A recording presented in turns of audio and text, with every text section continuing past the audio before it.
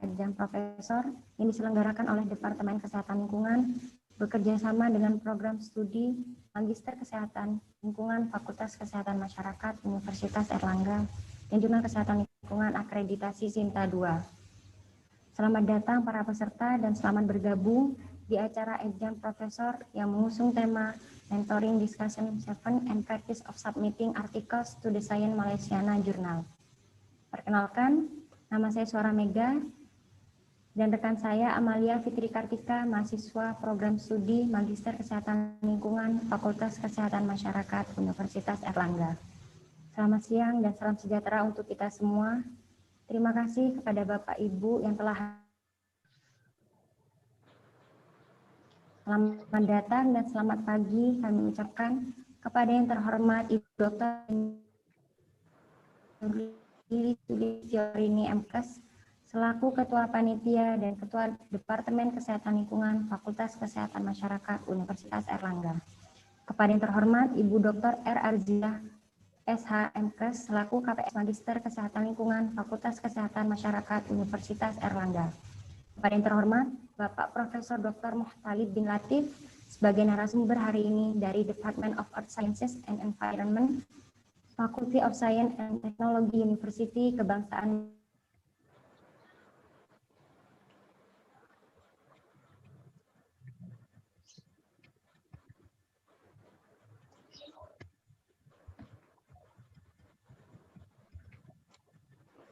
Boleh mula?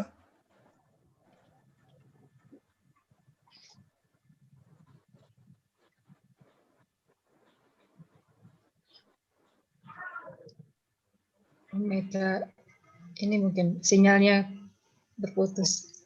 Dilanjutkan oleh ini aja, Amel aja, silakan Amel.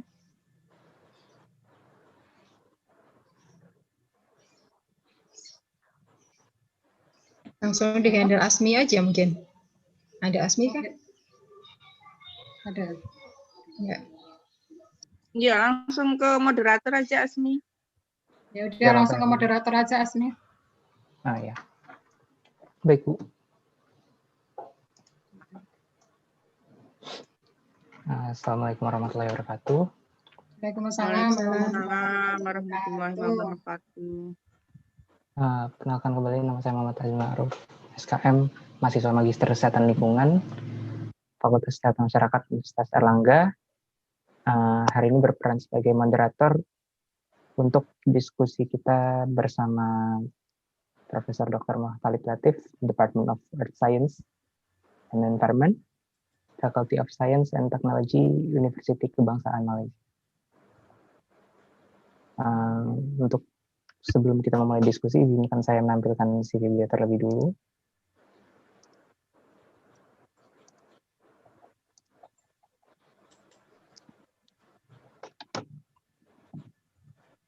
Sudah terlihat, Bapak Ibu? Sudah, Asmi, sudah kelihatan. Ya. Profesor Dr. Muhtalib Latif with qualification PhD dari East Anglia pada tahun 2006, MSc di Universitas Kebangsaan Malaysia tahun 1999,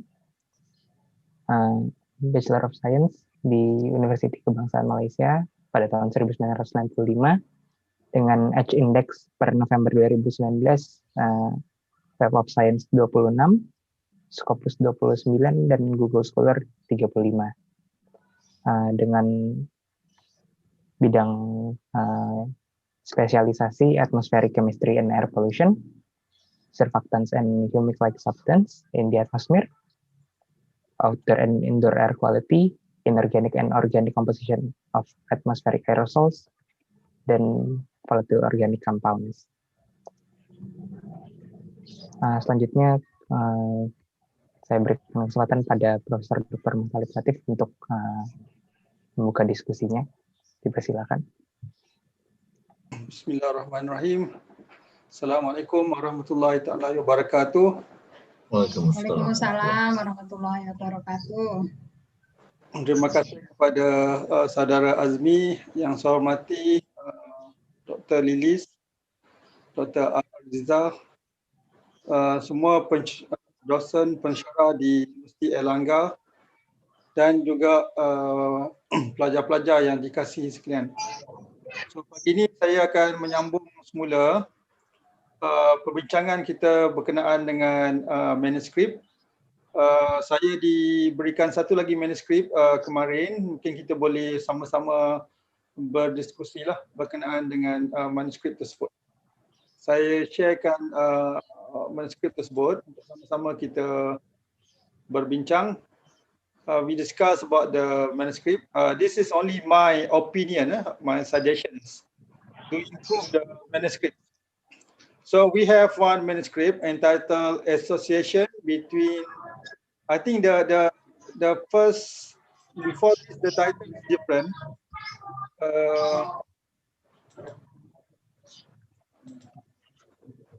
The title is Association between benzene,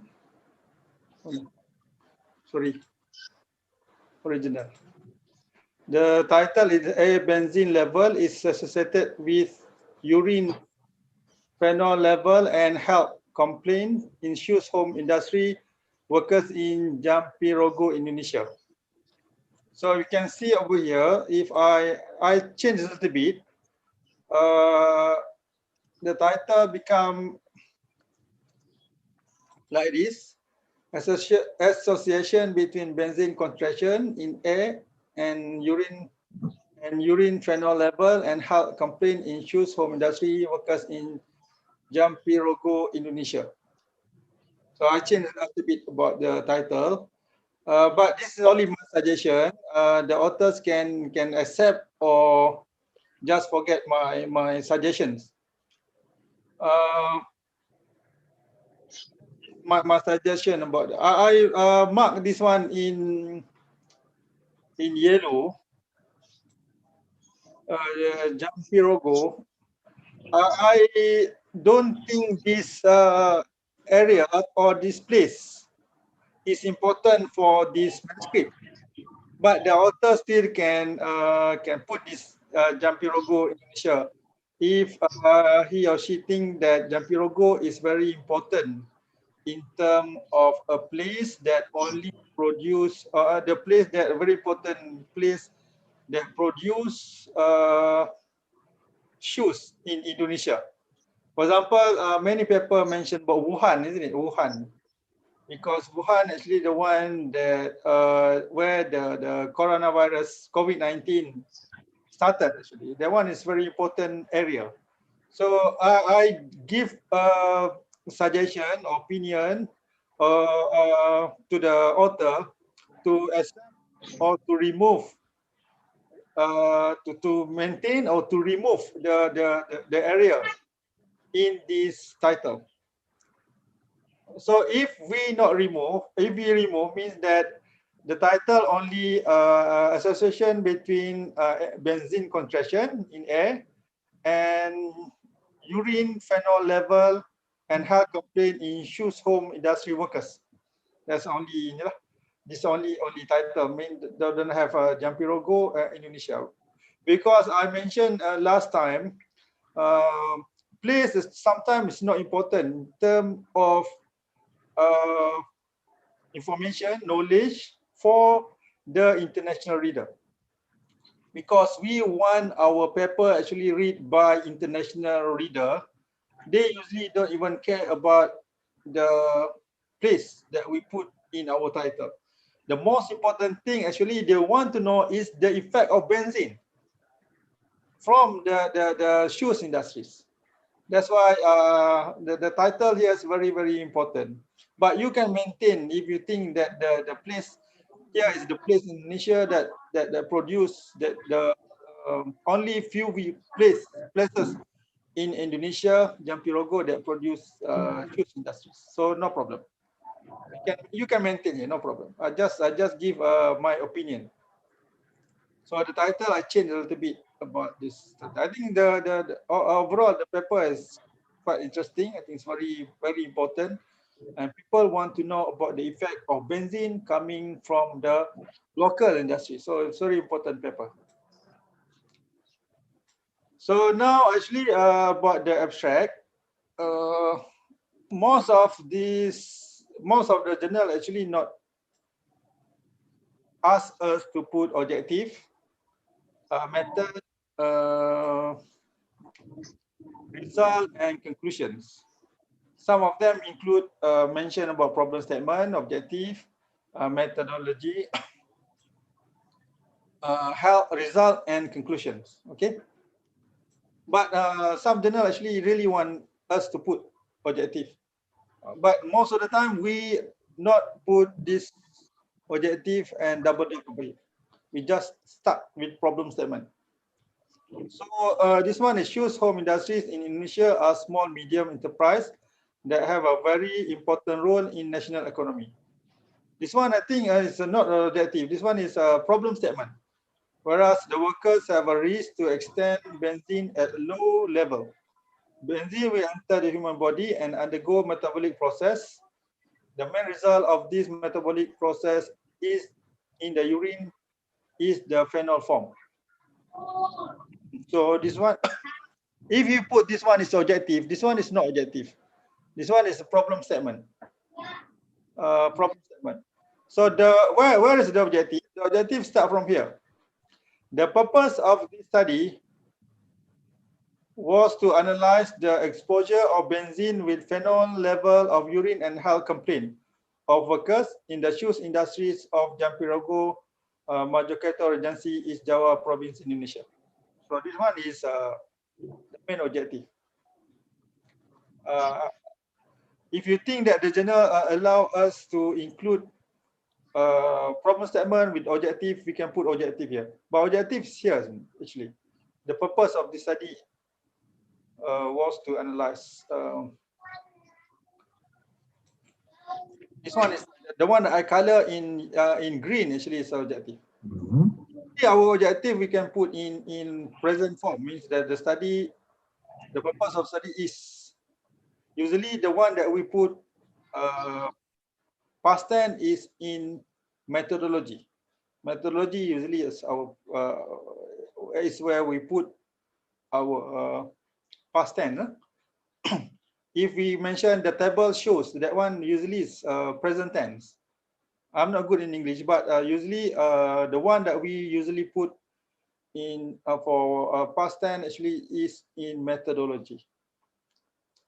And to mention what we did. Okay, this study used an observational analytic with cross-sectional design, and this study was analyzed using Whitney used statistical tests to determine difference of phenol urine between those two groups.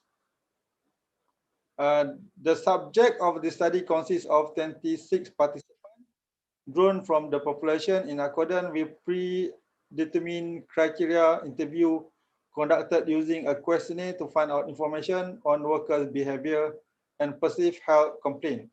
The independent variable of the study were benzene concentration in air, age, hours, and so on. So when I put this, when you include the methodology, when you put benzene, people start to think how you measure benzene. How you measure benzene actually, rather than additional information on survey, isn't it? Because you mentioned benzene in shoes industries, mean that in a place that people make shoes. What actually in the reader or reviewer mind is how you determine the concentration of benzene. But I found that you include this in your methodology, but you not put this in your methods in the abstract. So I think you need to mention that other than you mentioned about the statistical, you need to mention that this study use what method to determine benzene in air. That was very important, rather than you compare. The study used observational analytic with cross-sectional design and study was analyzed using tests to determine difference of phenol level between two groups. You need to define a little bit what groups. What is the group? Two groups. What is two groups? People don't know, because here you know mention two groups. You need to mention maybe the people exposed and non-exposed. But I think the major things you need to include in here is how you determine benzene and how you determine phenol in urine. That one is very, very important. I think you need to include this rather than mention about statistical tests and survey. So you need to mention benzene in ambient air was determined by using this, and phenol in urine actually determined by this. There is comparison between group exposed and non-exposed group actually conducted by using statistical tests, whatever statistical test. And then you mentioned about the survey. So that's why I think the as I mentioned, include first thing first, mean that you need to include what you determine first. From the abstract, people know how you determine or how you want to present your work. Mean that you want to include what first? Maybe you want to mention about the benzene concentration first. After that, you mention about survey of these different conditions. Maybe after that, you want to mention you determine phenol, how you determine phenol in urine. So that one actually start to represent your structure. Mean that you need to include this from your abstract. You already hint the reader, you want to include information on benzene first, after that survey, and then after that phenol. Or you want to mention about benzene first, after that phenol, and after that survey. So that one, that thing is very important. I think the reviewer will try to look at this structure. What you want to mention first in your abstract. It represents the information that you include in your introduction, as well as your result and discussions. That one is a very important representations. I think in terms of paper writing, usually the reviewer want to see the structure of your paper as well as the way you write your paper. Usually they will comment this paper is well written, meaning that you have a good structure as well as good writing. That one, I think the first phase, the first challenge that we need to do before we present our science. We need to have a good writing, good structure. So we get usually comment from the reviewer or editor or the reader. This paper is well written, mean that the paper have a good structure, good flow of information. After that, the paper is well written, means that no grammatical error and so on. So that one is first challenge.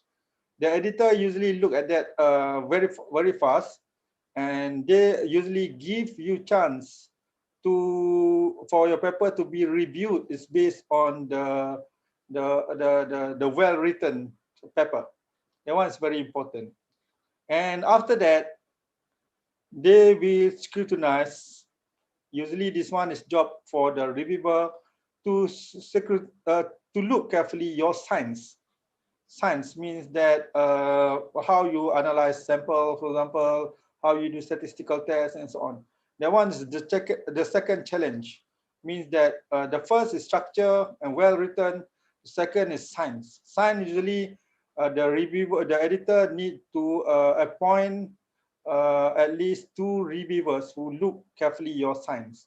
So the first stage is very, very important. I mean that the paper have a good structure. But I think this one is good, but you just need to include information on methodology, because when you mention about benzene and phenol, it trigger information on how you determine the sign, the benzene and phenol in urine. And after that, the result. Okay, the result for sure. People want to see your concentrations, benzene concentration. So the result of the study showed that the level of benzene in the fuel going chamber exceeded the threshold. Maybe you can mention the range first, the range. Don't just mention the exceed the maximum level. Just show the range. The range of the range of concentration of benzene in this place is between this and this. Don't just mention exceed limit first. Just mention about the range, because sometimes we want to highlight the highest, isn't it? But we need to be practical. Mention this is the range of the concentrations, not the exceed the limit. Mention about maybe mention the highest concentration already exceed the limit of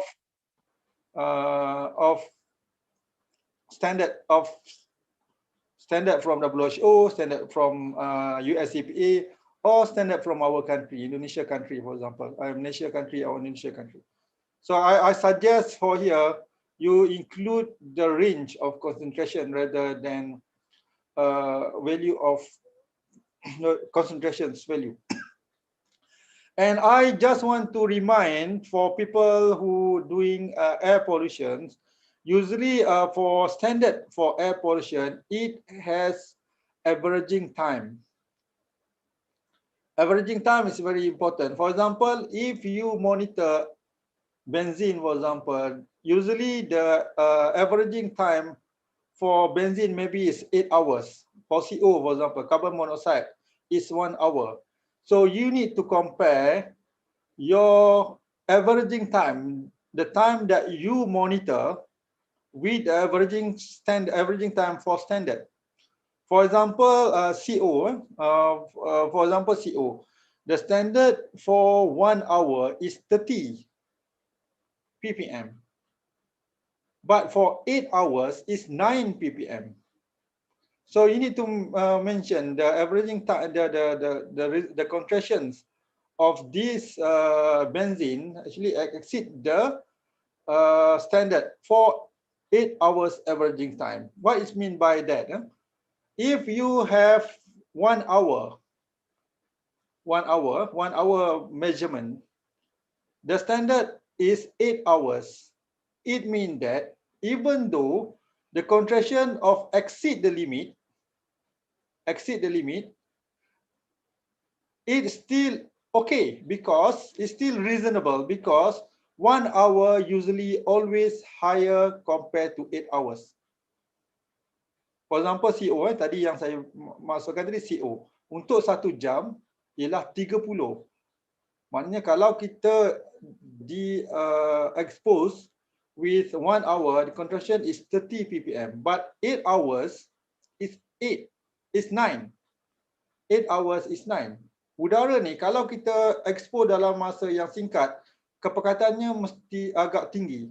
Tetapi untuk masa yang lama, kepekatannya akan berkurangan. Tetapi tetap bahaya. Bahaya walaupun dia 9 tadi, 8 hours, sama dengan 30 in 1 hours. So you need to make sure that you need to mention averaging time. It's not like water. Water, every time you collect, the standard is similar. But for air, the longer time, the contraction is low. Mean that if you determine 1 hour, the standard is 8 hours, even though the result that you get is higher than 8 hours, it means that it's still reasonable. But you can mention that, no problem. Means that if the result continuously higher within 8 hours, you are in danger. You are in danger. That's what I want to mention. That's why in air, usually we need to mention comparison with standard with averaging time. Masa yang ditentukan. Sebab udara mesti ada averaging time. For example, PM2.5, the standard is for 24 hours. 24 jam. 24 jam kepekatannya kalaulah PM2.5 standard untuk USCPA is 35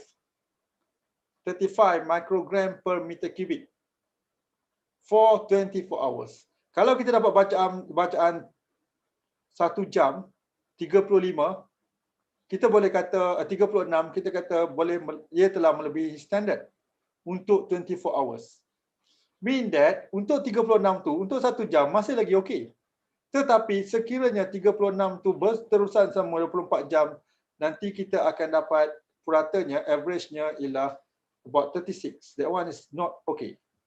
Means that we need to mention hour in our comparison, averaging time. So that's why I want to mention here. I hope all of you understand about the averaging time of air pollutants in the atmosphere. Means that if you are in very short time, you exposed to higher concentration is dangerous. But in longer time, even though the concentration is low, that one is also dangerous continuously.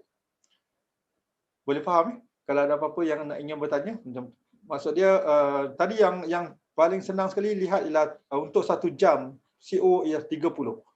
Untuk 8 jam ia adalah 9. So kita kena beritahu berapa averaging time. But here I think this one is the highest. I saw the result is the highest.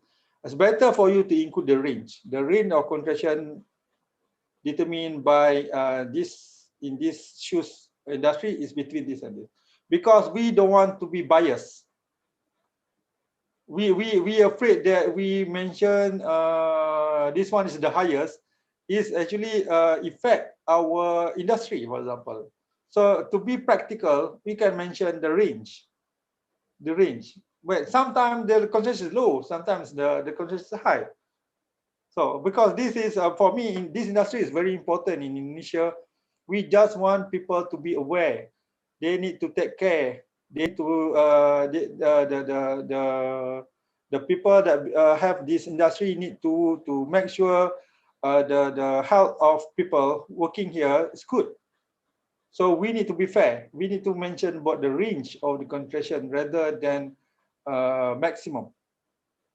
The limit value of 425 ppm. So for me, I need to be careful when and make sure when we the threshold limit, we need to mention the threshold limit of belong to who. Means that we have many standard USCPA or standard from WHO or standard from our country. For example, exceed the threshold limit suggested by Indonesian government, for example. So we need to know to mention in specific. Interestingly, there was a very significant difference. I actually don't like people mention interestingly or as good. For example, mention good things or good to know or good, and because I think this is safe. This is interestingly actually is a not very good word for general reader. For general reader, is that us that mention this is interestingly our result. Okay. For me, I just mentioned the very significant difference between two groups of people with benzene and without benzene exposure. So I think you need to mention a little bit about these two groups in your methodology. Because these two groups only determine for phenol from urine. So you need to mention the study actually separate people into two groups. So easy for people. Otherwise, people, what is these two groups? They're not mentioned in this. So I think first in methodology, you need to mention about the benzene, and after that, you need to mention about the people, about the urinary test, and you need to mention about the group of people separated into two group of people, exposed and without non-exposed of benzene. It's good to have information on the phenol concentrations in benzene, in urine, in these sections. Okay. After that, you compare. That one is good, no problem. Any questions on this abstract? I think overall it's good. You have problem statement, you have objective. Methodology, maybe you need to include about the benzene test and urinary phenol in urine.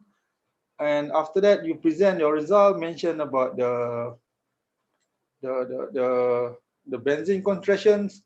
After that, maybe you can mention about the urine, the urine concentration, the phenol concentration in urine. After that, you mentioned there is significant difference between two groups, which is people exposed and non-exposed. So I think the first thing you need to mention is benzene. Second, about the about the phenol concentration in urine, and after that, the statistical test shows that there is significant difference. Conclusion: it is concluded that air benzene level at work is associated with the urine phenol level, and health complaint issues from industry workers in Jampirogo, Indonesia. So I think overall it's good, but we need to include information on methodology. Any comment or any suggestions, any questions from the abstract? May I ask, Professor?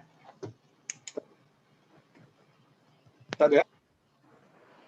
Kalau ada siapa-siapa mau tanya boleh, no problem. Saya ingin bertanya, Prof. Ya, Azmi. Ya. Why is it important to remove our own expressions for research paper? Like we use words interestingly, significantly. Why is it important to remove that kind of word? I think this is self appraisal. Maksudnya kalau dalam bahasa Melayunya macam memuji diri sendiri. Yeah, betul. Interestingly, isn't it? If you read somebody paper, you mention interesting, but if you mention in your paper interestingly, mean that kita macam memuji diri kita sendiri. Bagi saya lah. Okay. You can put it if you think that one is very very interesting. Similar juga if in the last part of introductions, saya lihat ramai kalau di Asia ni, di India, Bangladesh, even my postdoc last time from Bangladesh, Dr. Firuz, he's very good researchers, work in Sweden, work in Japan and so on. But every time when he wrote a paper last time, I saw one thing. He always mentioned this is the first time. This is the first time this kind of study conducted in Malaysia. I said, and after that, I found that it's very hard for his paper to be accepted for 1 year. You know, in Malaysia, you become postdoc, you need to publish 5 papers in 1 year. It's very hard actually. 5 papers in 1 year, especially you are in your first year postdoc. You don't know anybody. You come from Bangladesh. You don't have friends. So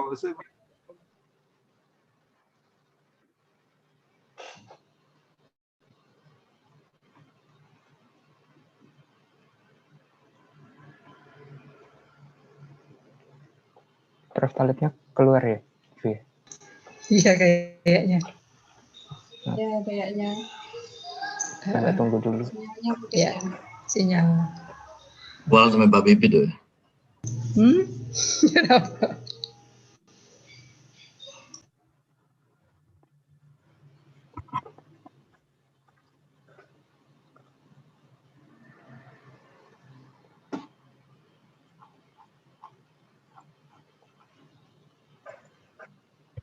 Di WA. Cetak WA-nya. Oh iya.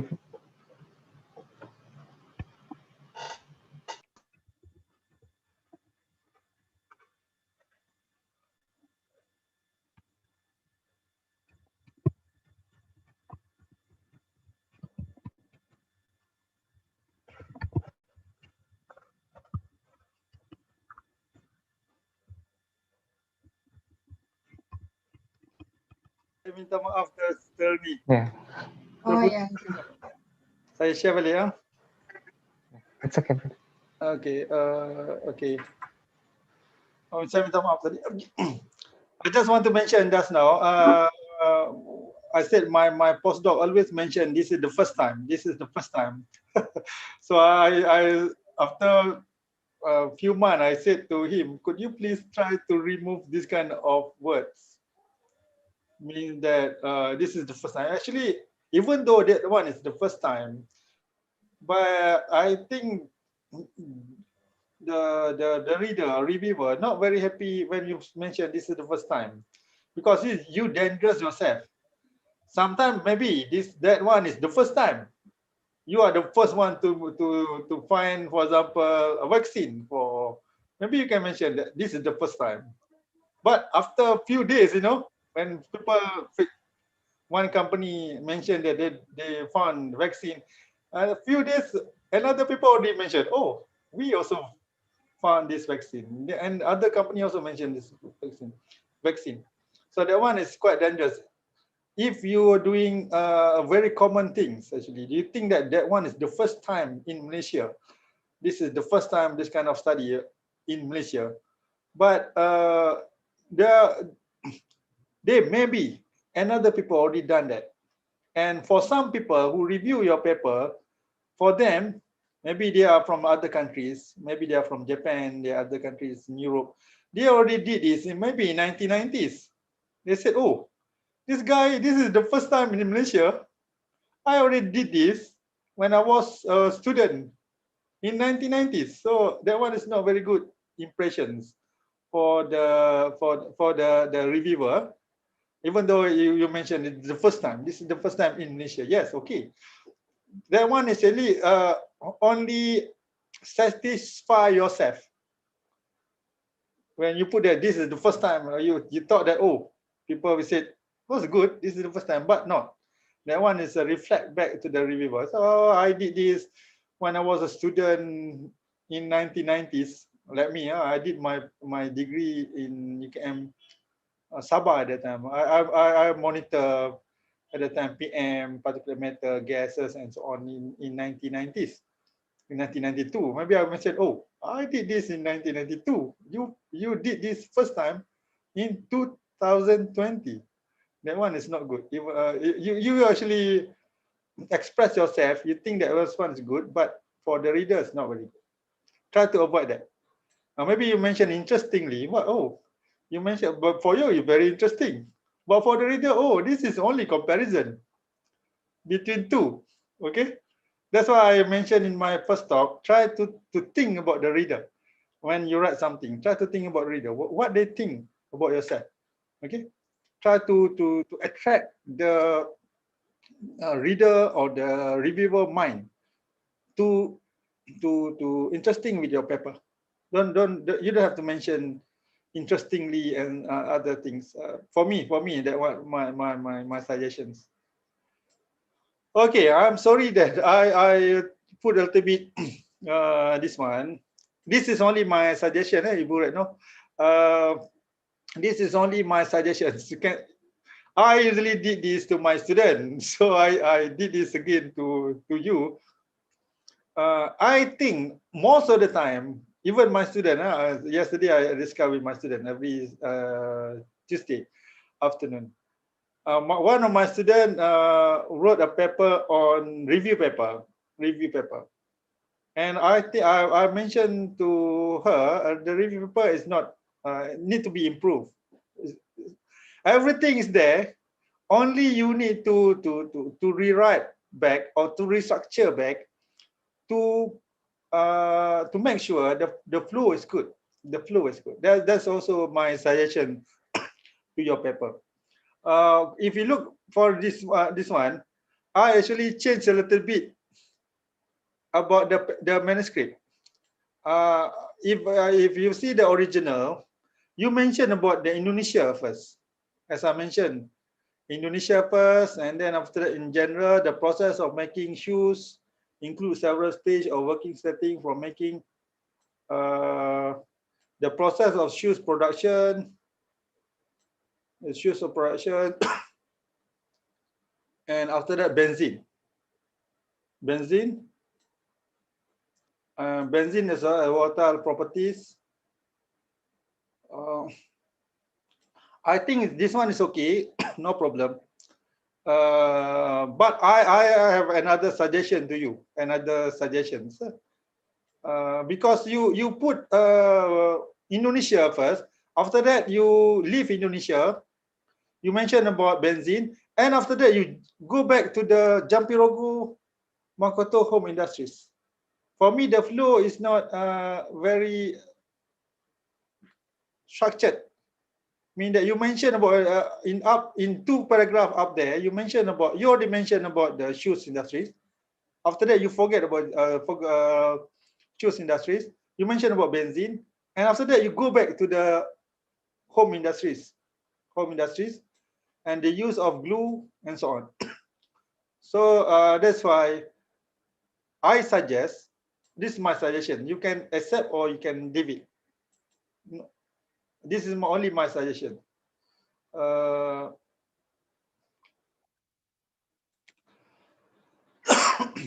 My suggestion is I put, you can accept or ignore it. My suggestion is you include benzene first. Benzene, of course, exposure in developing countries are sometimes very high because of the continuing presence of benzene industrial solvent in glues. I mentioned about in benzene in industries, small industries. Benzene is not mentioned about Indonesia first. I mentioned about here, and then after that, according to Indonesia of manpower, the benzene threshold is this one for Indonesia. Okay. And benzene has a volatile properties and easily exposed to human. Benzene enters to human body through 3 pathways. I mentioned about benzene in second part also. This one benzene overall, and also a little bit about Indonesia.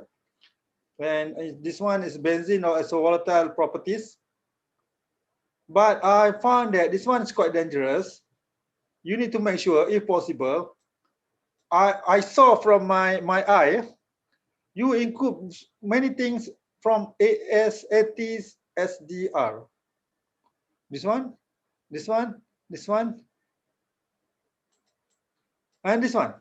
Only if any. I think this one is quite dangerous. Means that this trigger something to the reviewer. Oh, is it this guy only take from AT-SDR? I know. AT-SDR actually provide a lot of things about benzene, but it's good if you can include, because benzene is very common pollutant. So it's good if you try to avoid to include too many AT-SDR. Thesis maybe it's okay, but for your paper, this one is try trigger something. This one alert the reviewer. Oh, this guy. If they see the ladies, so many things, maybe they start to open their Turnitin and then try to check your similarity and so on. So they may go to AT-SDR website and so on. This trigger, it's good if you can include AT-SDR. I know this AT-SDR, I also include many things. You can collect information from AT-SDR, and after that you try to find maybe from sentence to sentence, you try to find in Scopus, and then try to include reference who said similar thing with AT-SDR into your reference. So it's not, and it's actually try to avoid too many AT-SDR in your paragraph. Okay. So this one I mentioned to be in general about about benzene. Second about benzene. Third one, actually, the process of shoes. Then go to the process of shoes that produce benzene. And then after that, several cases of benzene used in the shoes industries, leukemia and so on. This one, benzene in shoes industry. And this one is the effect of benzene to people in shoes industries. And after that, I mentioned about the Indonesian footwear. So here you can include everything about benzene in shoes industries, and then this one is focused on Indonesia footwear production ranked the fourth. So it means that in Indonesia is this industry is very, very important. And because of that, you want to study this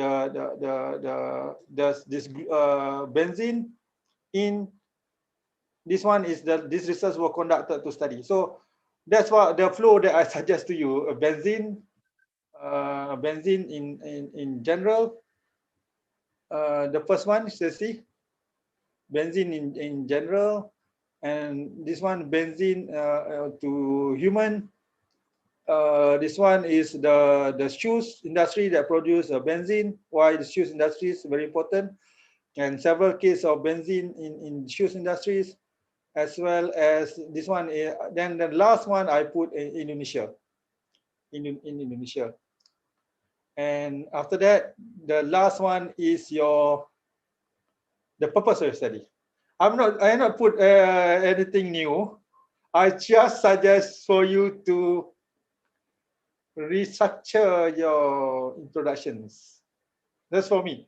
I think this one is good. Means that you have everything. I just suggest you to restructure. I told you in many cases for my student last time when I first came back from UK, I have student masters.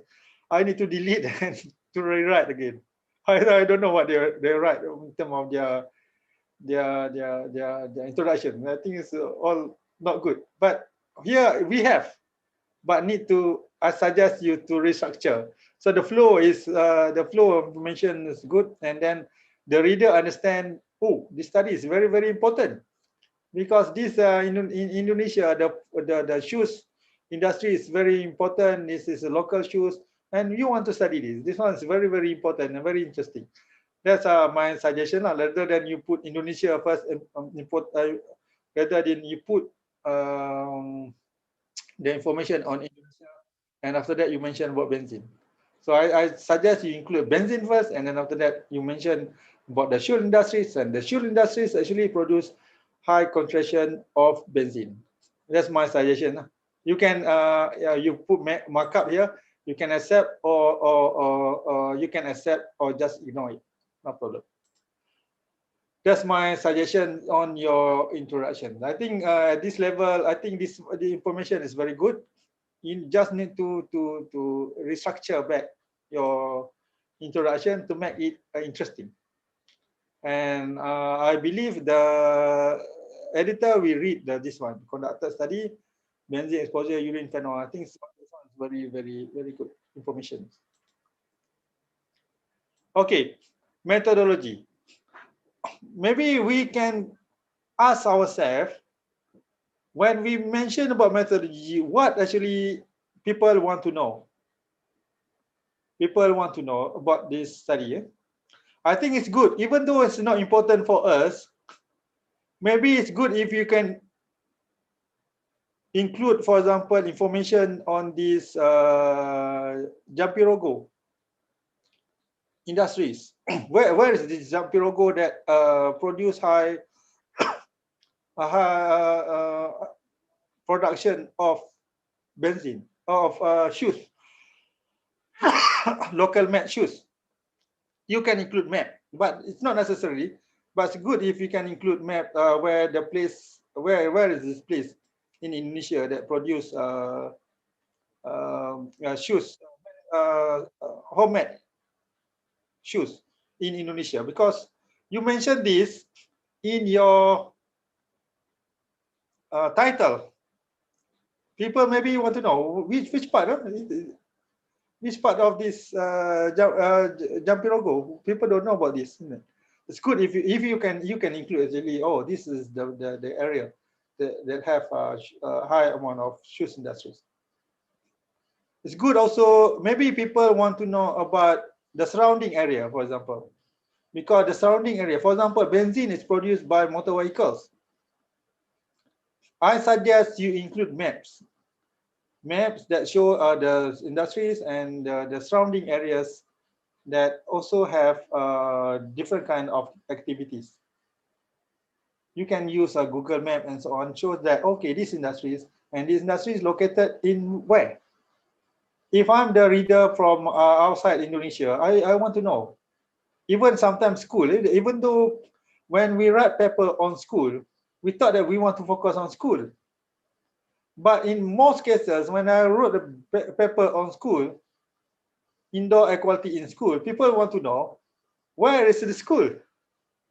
Because if the school located very near to roadside, this air pollutant can come from traffic emissions. So it's good if you can explain a little bit in methodology the study area or local surrounding area that have this kind of issues industries. People want to know about that. If you can include, but not necessarily, but I suggest if you can include the study area, means that if the study area in city center, people met issues in city center, like I don't know about many part of Indonesia, except for Jakarta, maybe Bandung, Pekanbaru and so on. I went there several times. But I think if, for example, in Bandung, isn't it? The place that I know very well, shopping place. If people made these homemade shoes in the city center, I can imagine in Bandung, for example, there is more influence from motor vehicles, isn't it? In Bandung, it's all about it, Indonesia, isn't it? If people made it in the city center, it's a very busy area. So I believe it's influenced by, it also influenced by local surrounding. So people maybe want to know about the influence of local surrounding toward the concentration of this benzene. So it's good if we can have explanations about the study area. People want to know what happened actually in this area. What type of industries? For example, maybe I can imagine in Malaysia, in Kelantan, for example, north of peninsula, we have batik. This batik is homemade, isn't it? It's usually in rural area, kampung area, or something like that. So if you can explain a little bit about this batik is actually homemade batik in the rural or suburban area. To indicate to the reader, actually it's not influenced by the local surrounding. If I mention this batik actually made by industries in the city center, the city center has a lot of motor vehicles. These motor vehicles actually can produce high amount of benzene, because in solid Asia, benzene and other related volatile organic compound actually mostly coming from motor vehicles. Kenderaan. If you can explain a little bit or the study areas in the methodology. Just explain. If you don't have map, it's okay. Just explain the location of the study area. After you mention about this one, the study population workers, this one. This is just variable consists independent. And I suggest you separate in terms of study about the information on groups with the benzene concentrations. So I think maybe people want to know about this benzene concentration, benzene level in the air sample taken at 2 measurement points, namely shoes gluing room and exposed group, also packaging room. This one is okay, no problem. And after that, the urine phenol data were tested using chromatograph. You also mentioned about the phenol over here, the test of phenol. The laboratory, no problem.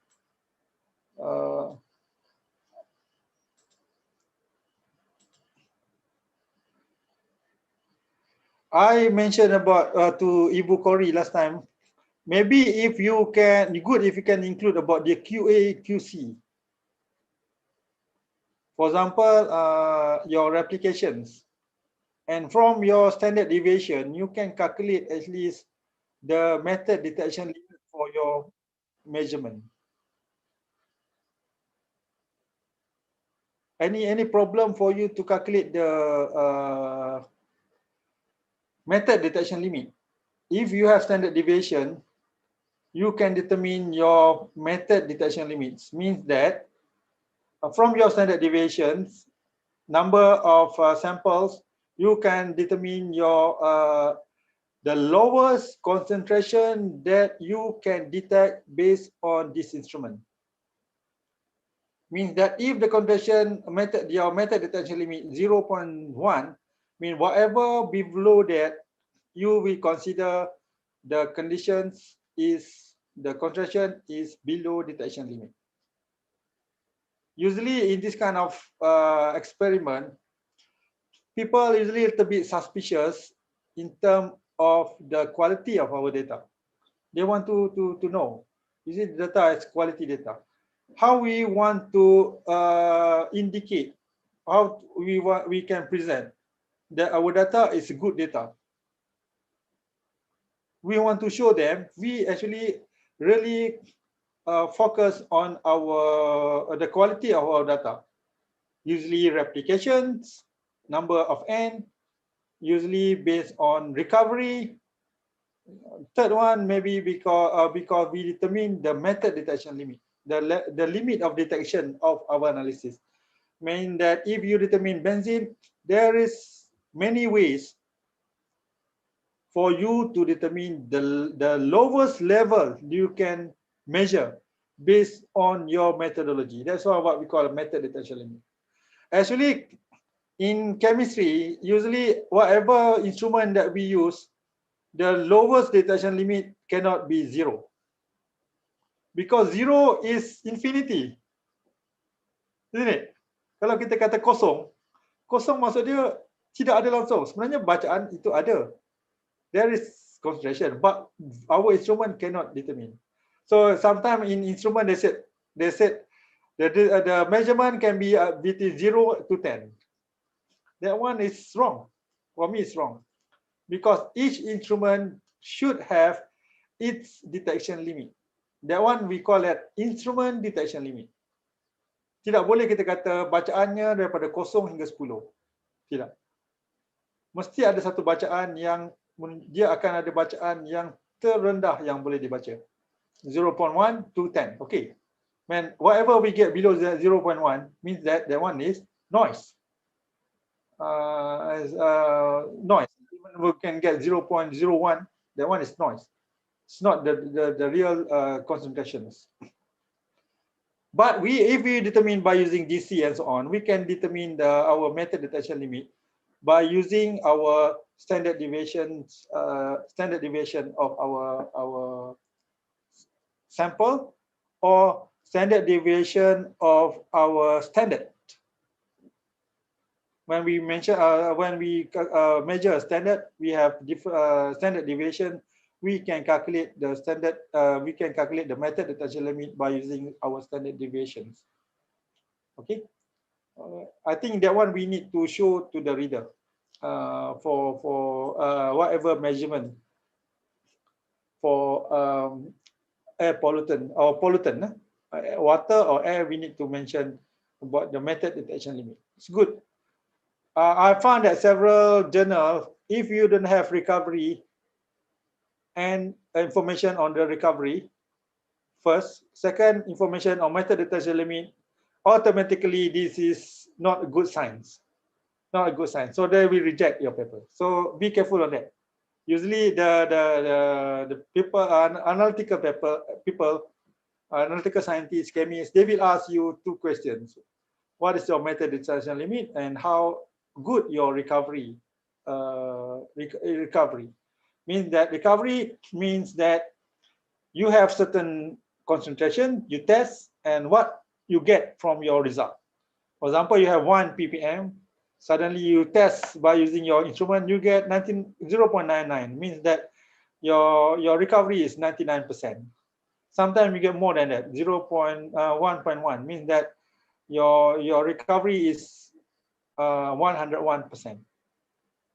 Yeah, for sure we cannot get 100% because that one is perfect, isn't it? But that is the simplest way for us to show at least we did something to know about the quality of our analysis for this kind of thing. Because I'm a chemist, actually. I did this kind of thing.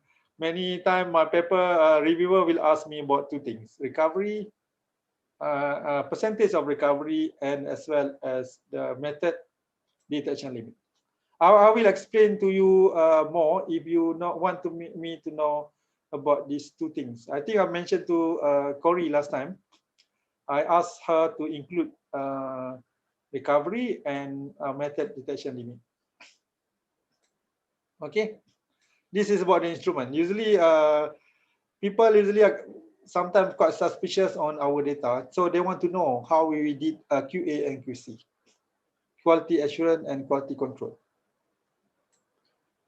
At least we mentioned the simplest way to show that we do something to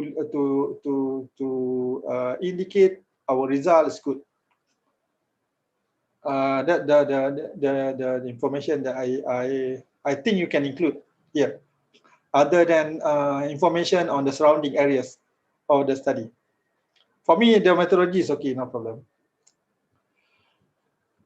But the result based on regulations number 5, concentration threshold value, the physical factor and chemical factor in the workplace state that the threshold value is 5 ppm. This one, you see, 5 ppm and 8 hours per day or 40 hours per week. So you need to make sure this one is very important. Means that 0.5 in 8 hours. Mean if you get 0.5 in 1 hour, that one is okay. But if that 0.5 continuously for 8 hours, that one is dangerous. So you need to be careful on that. Don't mention. Usually, if you determine 1 hour, don't quickly mention that one is exceed the limit, because this one is for 8 hours. 8 hours, 0.5 for 8 hours. So yours, you can mention that one. You can get a 0.6 already exceed the limit of 0.5 for 8 hours. I hope you understand. You understand that means that 0.5 in 1 hour is still okay, but if 0.5 continuously happen in 8 hours, that one is dangerous. So we need to mention the averaging time for air pollution. Table 1. Table 1. When I look at this table 1, I just want to ask about the how many samples actually you collect from this area. Because this one is only one number. Morning 1.81, afternoon. So if the reader look at this, they want to know what is N. How many samples that you collect in the morning, afternoon, and evening. They may be afraid that you only collect one time, isn't it? So it's good if you can include N. Usually people put N in their table, benzene level, average benzene level. If average, then should have standard deviations. So means that if you put this table, people or reader start to think you don't have standard deviations. For example, you have 1.1 plus minus 0.2. They will consider, or they will think that, oh, this is average, isn't it? If you would just put one number, they thought, is it only one time? So you need to put N, number of samples. I have one, last time I examined a PhD student. They did something in indoor environment in museum, and they have one number. I just asked her, how many samples you collect? They said one. Oh, one sample. Because people, I never thought that she actually collected just one sample, because for several years study, isn't it? But sometimes just people just want to test how many samples that you collect for this. Said just one. No, How come in museum, a very big museum, you went to Museum Negara in Kuala Lumpur, it's very big museum. Suddenly only one sample. That one is not represent the data actually. And then she measured something, the concentration outdoor to compare with indoor. I asked her, where you collect this outdoor? He said just one in near to the door of the museum. So only one not represent the overall study. So if possible, try your best to include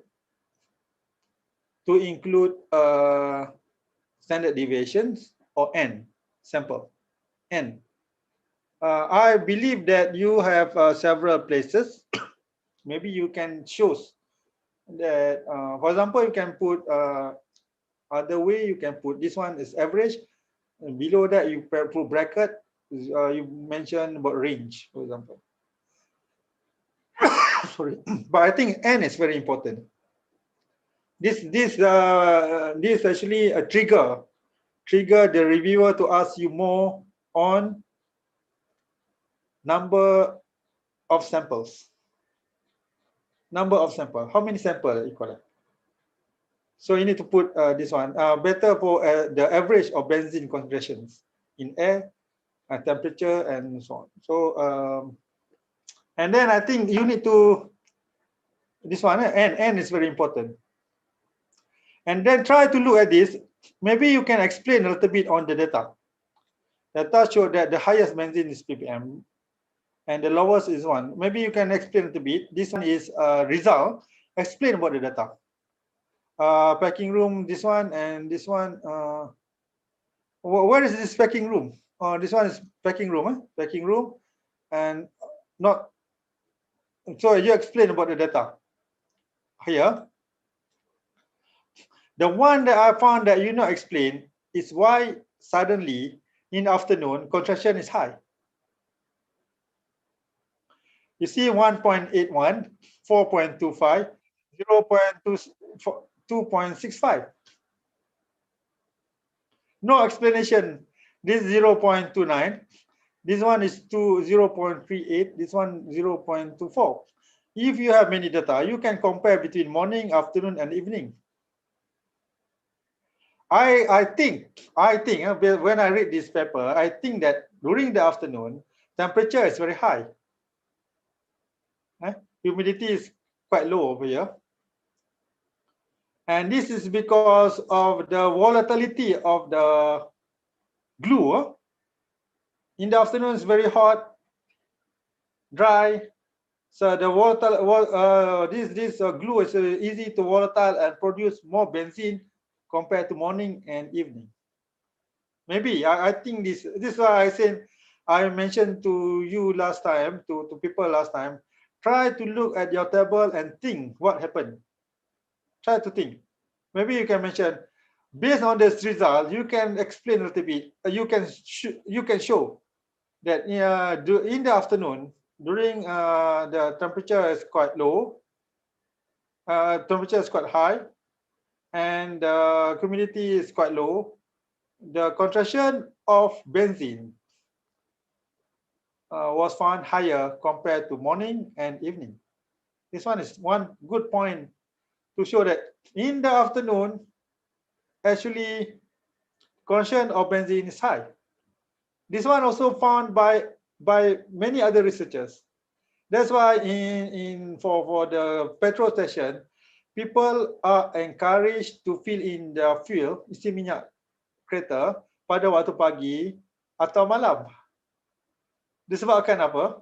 Benzene is very volatile in the afternoon, so it's not good for your health because it's very volatile from the petrol. Petrol, not diesel, petrol, and this volatility also can affect environment. For example, it can become precursors for ozone. That's why I think from Nobel Prize winner Paul Cruzen also suggests one simple thing that you can do actually to fill in your fuel for your car in the morning or at night. So this one is very good finding, I think. But I can't find you capture this in your result. In the afternoon, actually the concentration is high. If you have data, high number of data, many numbers of data, you can compare. So you can compare by using ANOVA, three different things. So this one also, I think you need to include in your methodology. You mentioned that the measurement was conducted in the morning, afternoon, and evening. This one is for me, it's very interesting. Both areas show that afternoon is very high, and it's similar with other previous studies that show the volatility of materials is very high in the afternoon compared to evening and morning. That's why we need to fill in our field actually in the morning at night. Actually, it's good because this we save the environment. Workers characteristic. I think this one I don't have any because I'm a chemist, so I think this one is okay for me. About the workers information. That's why I think the flow of your story, you mentioned about the benzene, and after that the workers characteristic, and after that phenol, isn't it? Phenol concentrations. This one is the workers characteristic. Yeah, I think it's quite good. It's good because you mentioned about the benzene level. After that, you mentioned about people, and after that, you mentioned about urine and phenol. That's why I think in your methodology and your abstract, you need to mention about benzene first, and then after the people, and then after that phenol. That's the flow or the story. So it shows in your result actually. You mentioned about benzene in environment, surrounding areas. After that, people, different kind of people, and after that, the phenol level. Also, this one I suggest you, because where you have mean, maxima, I suggest you include n numbers of samples that you measure. Other things, I think for me is explanation on this one is quite good. I hear you include n. In this table, I just want to I want to remind you again. Year, usually people not put years, YR in scientific writing. It's like minutes, isn't it? Means. Hours is H.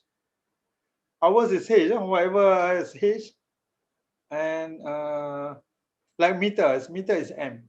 Hour is H. Minutes is min. Small capital. P, usually we put P for P is italic. All statistical R, P should be italic. I think this one is high complaint. I don't have any comment about this. I think it's good. And after that, this one is discussion. Because of you separate your result and discussions, so you should discuss your result and try to, if possible, try to compare with other previous studies. This one I mentioned include all the full names. I think it's okay. I don't have any comment on this, but if possible, try to include, try to compare with similar previous studies. And try to mention a little bit. One point that you not include is why in the afternoon the concentration is higher than morning and at evening. That one I can see. I think this one is okay, no problem. The results, everything's here. It's good discussions. And this one, back to conclusion, as I always mention, maybe you need to remember your flow of information. You need to mention back your benzene concentration, so the range of benzene, as you mentioned, I asked you to, I suggest to you include in the abstract. So you need to include information on benzene. Main finding support by, many journal actually ask, is it the main finding support by data? Many journal actually ask reviewer one question, is it main finding support by data in conclusion? So you need to include range of benzene that in the, so when people read this conclusion, they know, oh, this, the level of benzene in this use is area is this, and this. And it's higher compared to 8 hours detection limit. Your average is 1 hour, but you can compare with the 8 hours averaging time, no problem. But people will alert, this one is 1 hour. Comparison with standard or limit, detection limit by Indonesian government for 8 hours.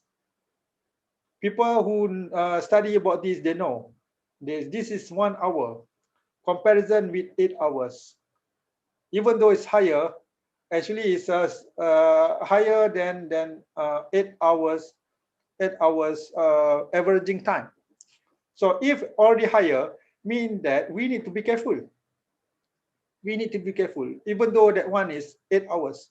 We are afraid that if this 1 hour continuously within 8 hours, that one is not good.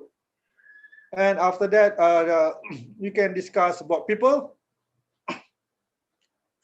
Remember the flow about benzene, after that the people exposure, and after that phenol.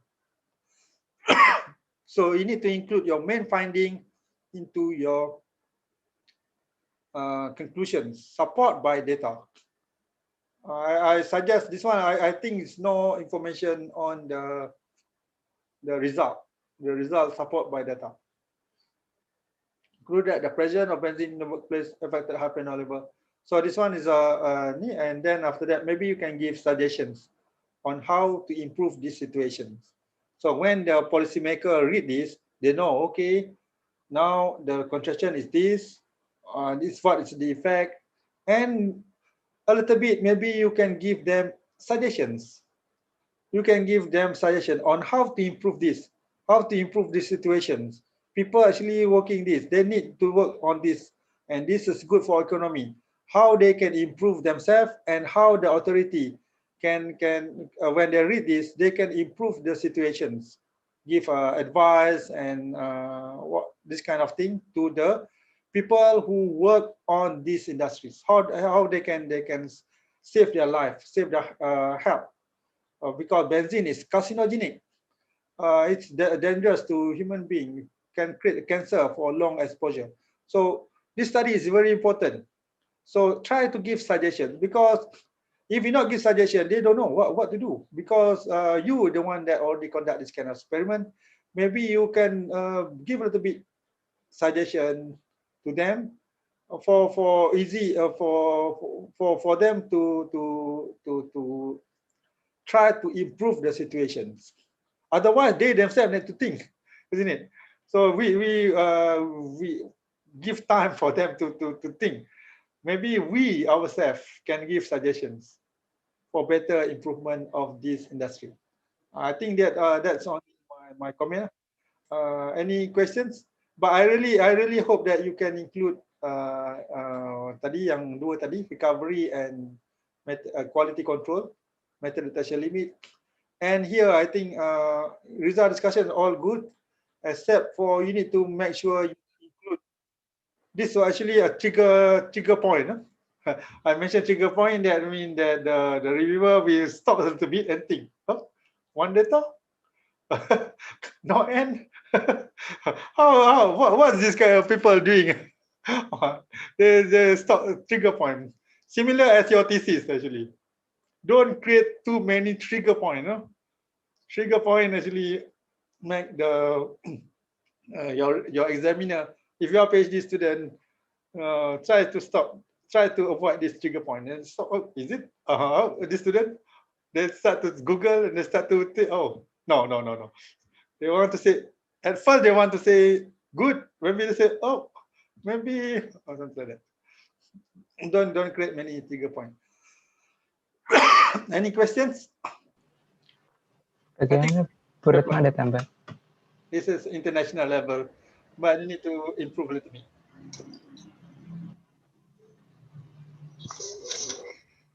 Okay.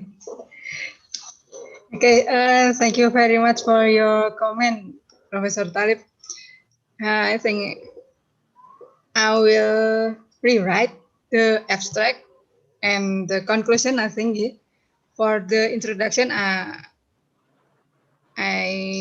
will restructure again Yeah. through your comment. I think the flow is better than my That's I wrote. you can accept Yeah. or you can, but no problem. This is only my suggestion. Sometimes my Okay. suggestion is not very good as well, but I think that will improve your flow of information. You can see over here from this paper, you can see the flow of information from benzene, people, and phenol. I think that if you follow that kind of things from your abstract, from your introduction, as well as methodology and result, I think the result is okay. I already include that kind of flow, and after that, your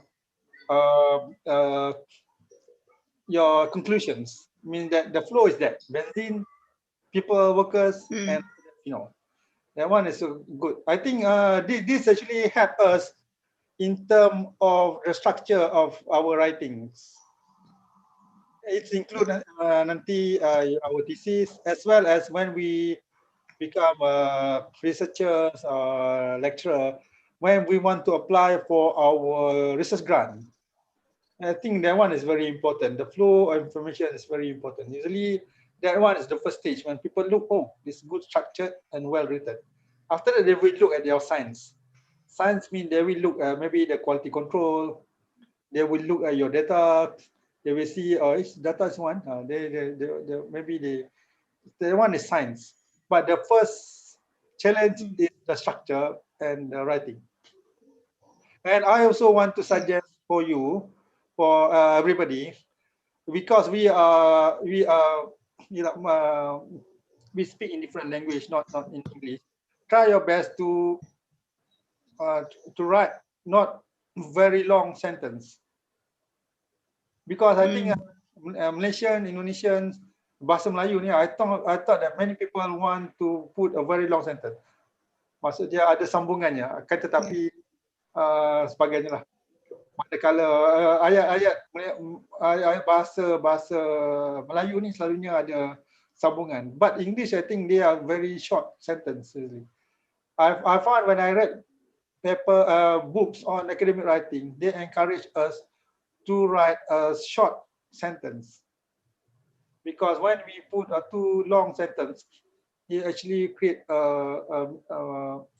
sometimes quite major mistake. I found that in the abstract, I found that sometimes it's very long sentence. You can separate into two or something like that. Okay, ada soalan? Yang lain? Okay, I want to ask something, Prof. Talib. It's okay? Yeah. Actually, this is revoking from the thesis of a student. Yeah. And sometimes our student to determine the parameters of maybe air or water, they have to they ask the accreditation laboratories. Yeah. Yeah. Accreditation And laboratory, yeah, laboratory that they have accredited for this to determine the parameters. Yeah. So what you suggest to us, how can they usually give the student only the data. The data. Yeah. So beside the data, what else we can the student has to ask for the laboratory? I think if the the data come from the accredited lab. Okay. They should have replications, Oh. even though from one sample. The data should not only one, mean that 1.8, maybe 1.7. So the one we get standard deviations, at least standard deviation. If we have standard deviation, we can calculate the method detection limit. So for me, if I send my sample to accredited lab, I need to ask the lab to produce me one recovery information. If they have one simple 1 ppm of benzene from their gas, they try to measure, and suddenly they get 1.2, means that one is 120 I see. percent. So the one that we accept usually between 70% to 130%. That one is recovery. Show that the data is good. Second one, they should know the method detection limit. They usually did this kind of experiment. For example, benzene in ambient air. They already know this experiment. They should know the limit of detections for the experiment. Means they know, they must know. For example, we mentioned in air. So the condition, for example, the detection limit is 0.05. They can calculate based on the value of standard deviations that they get, of their standard deviation can get. I think for this, they already did many experiments. They should know. Mean that if the condition below the 0.05, that data is considered noise. Means that one is considered undetected. If they don't have 0.1 value of method detection limit, mean that if they get 0.0001, they need to read. That one is impossible. For me, accredited lab, common lab, this is good lab. They must know at least they must know or for each analysis they must know the method detection limit. If use, what's the detection limit? I mean, below than 0.05, they need to mention UD, undetected. It's okay, undetected. The condition is too low, undetected. The instrument cannot measure it. They cannot put zero. If I get the data from accredited lab, they put zero. I said no, I want value. Zero is infinity. Zero is infinity. Put UD and then it could include what is your detection limit. I did a lot of sometimes consultancy last time.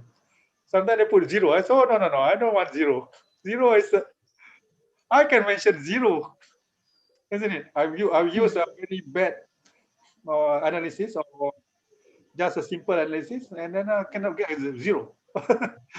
I want to know what is your detection limit. That shows the quality of the instrument. You put handheld instrument, you measure benzene, and then the condition is, for example, the method detection limit is 5 ppm, and suddenly you get below that is zero. Mean that below 5 ppm, that one the instrument show the instrument is not good, because the instrument is only for maybe you put it near to the exhaust. Okay, you can get, but in the ambient air you cannot get. That actually shows for the reader. They show the quality of your instrument, the quality of your analysis. So they should give at least the detection limit, the method detection limit. Okay, thank you. Okay. So, I believe they can give you. Yeah. Yeah. Yeah.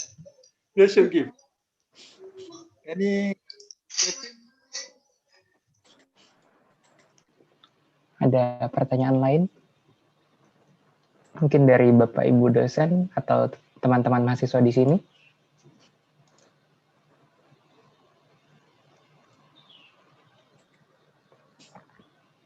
Ada lagi, tadi saya nampak ada paper dari Dr. Azizah tapi sudah dipadam.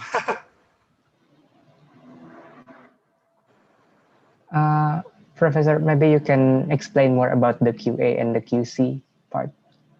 I think QA, QC is very important, especially when you submit a paper for an article, for paper that involve analytical analysis, chemical analysis.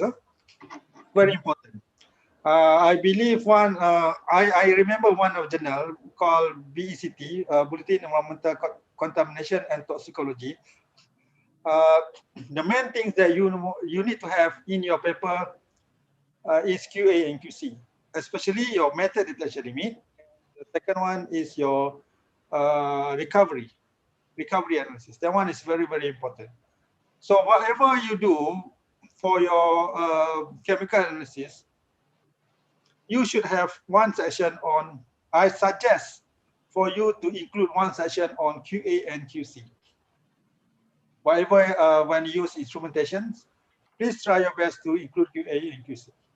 So for instrument, you need to mention how you calibrate the instrument,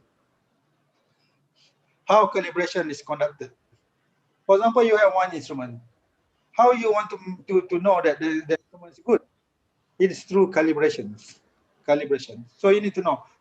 Even though sometimes I sometimes use data from Department of Environment Malaysia, they have instrument. I get the data, secondary data. I need to ask them, the officer, how you calibrate this. How many times you calibrate? So okay, we calibrate the instrument every 2 weeks, so I can include that. So sometimes QA and QC, sometimes the data there are certain procedures for them to receive or reject the data. For example, PM2.5, for example, and PM10. If PM2.5 higher, concentration higher than PM10, that data is automatically rejected. Because PM2.5 is sub of PM10. So if you get PM2.5 more than PM10, that one is illogical. Kan? Tidak betul. So you need to reject the paper. That one is impossible. PM2.5 actually is below than PM10. PM10 is more than below 10 micrometer. PM2.5 2.5 micrometer.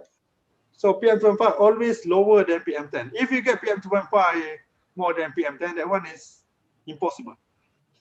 Itu sama lah macam kita ada kek 1 kilo, tiba-tiba kita timbang gula dalam kek ada 2 kilo. Macam mana kek ni 1 kilo? Bahagiannya ada gula, ada 2 kilo. That one is not logic. So that automatically reject the data. So we need to know about we just include information that we can get from the data provider. So we need to ask them. At least we know they did something. They calibrate the instrument. They actually do QA/QC. They reject the data. Based on the data, sometimes the data is the outlier data will be rejected. No, you know outlier. We have standard deviation. The above than standard deviation is called it outlier. The data sometimes jump into 1000 ppm. What is outlier? Maybe the instrument have problem at the time. So we reject the data to be safe, because that one is something that usually impossible. There must be a problem with instrumentation. So we reject the outlier. Okay. So we need to include that in our QA and QC. That one is very important. Oke. Mungkin dari teman-teman lain ada yang hendak bertanya juga?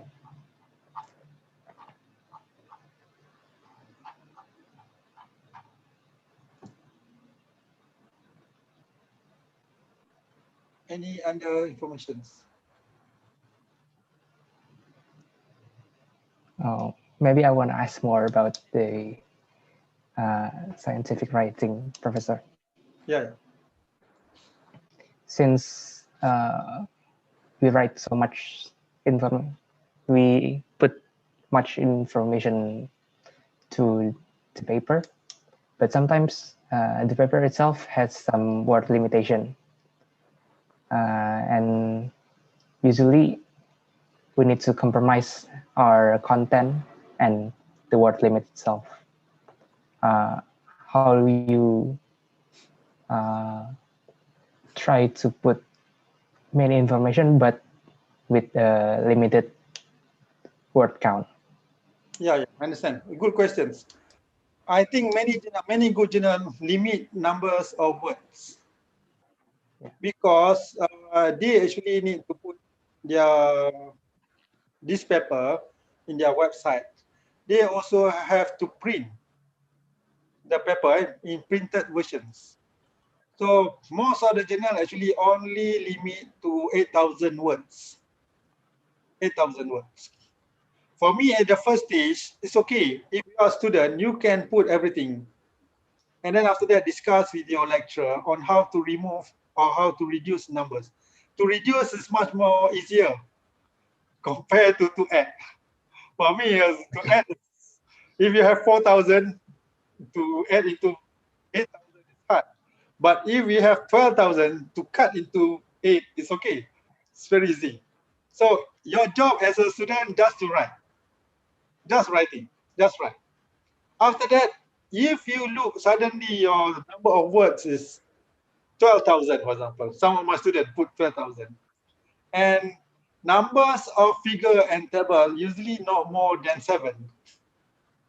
You need to strategize on how to reduce the information. So unnecessary information, just try to keep it not within the main text of the paper. Means that you try to make sure you only have 4 paragraphs for introductions. Just include important information in your methodology as well as result discussions. Whatever is not important, in good journal, they give you another chance where you can include all the information into your supplementary. Supplementary actually is they will put into at the last part of your paper, mention that supplementary. When people read your paper, they click the supplementary, they will go to the online versions.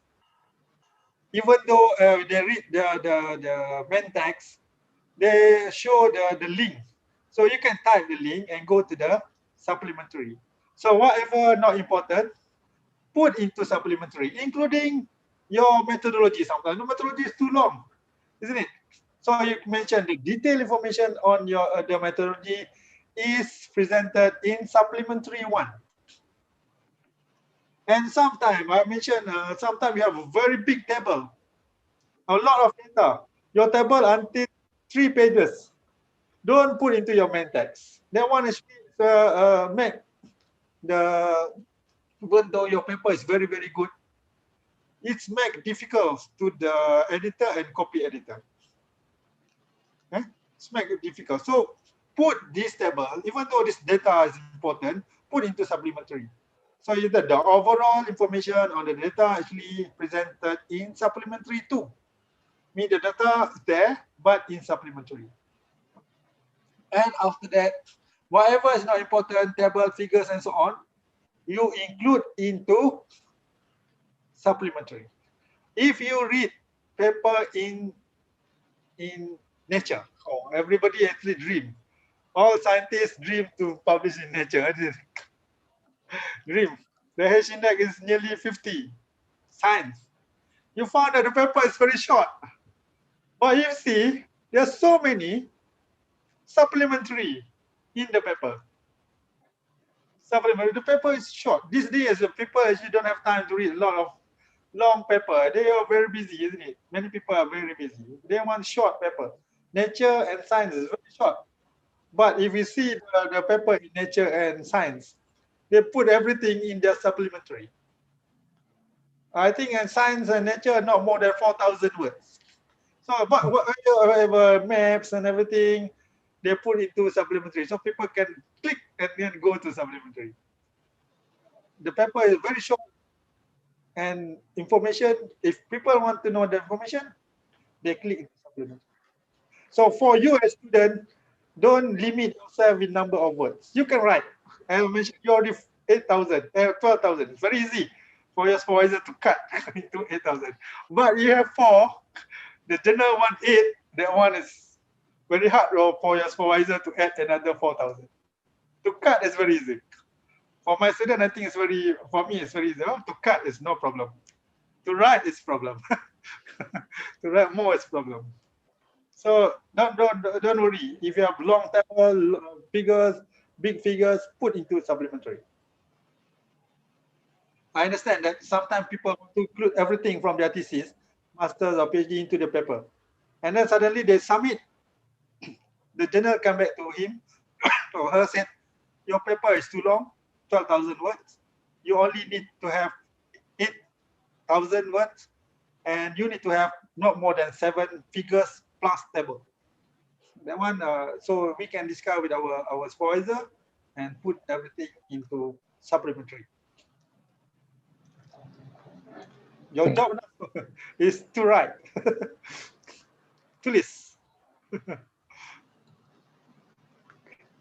And what should we put into our main paper, the supplementary, and what we should ignore it? Just ignore it. Just include the main story in your methodology. Main story means that but if you have, for example, benzene, just now we discussed it about people affected from benzene as well as phenol. Just include every single paragraph in your introduction. You have benzene, you have people exposed people from these industries as well as phenol. And also in methodology, you need to have that kind of things. But if you have additional things, for example, a standard, or you want to introduce, oh, this is Indonesian standard. Standard is not important. Standard you can put over there, put into supplementary. Data actually is not very not as important as information on the main text. The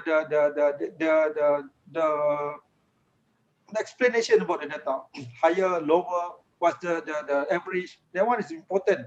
You should discuss this in your main text. But the data itself, it's long data, it's not important. You can put into supplementary. Maps, you can mention that map, okay, this is area in Surabaya, okay. But you can put, if you think that one is it's important, but not as important, people can check Google Surabaya, where is Surabaya, just include in supplementary.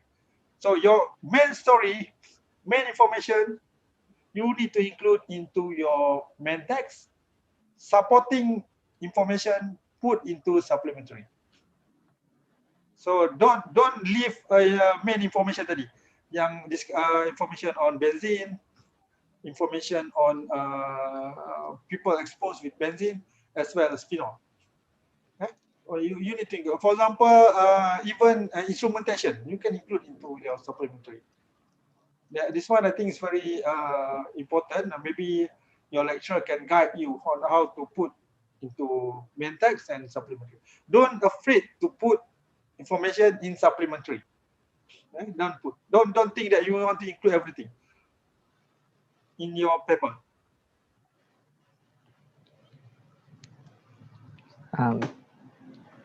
Thank you, Professor. Okay, the supplementary data also reviewed by the reviewer, or just this reviewer can check. They can check, but not necessarily they must read.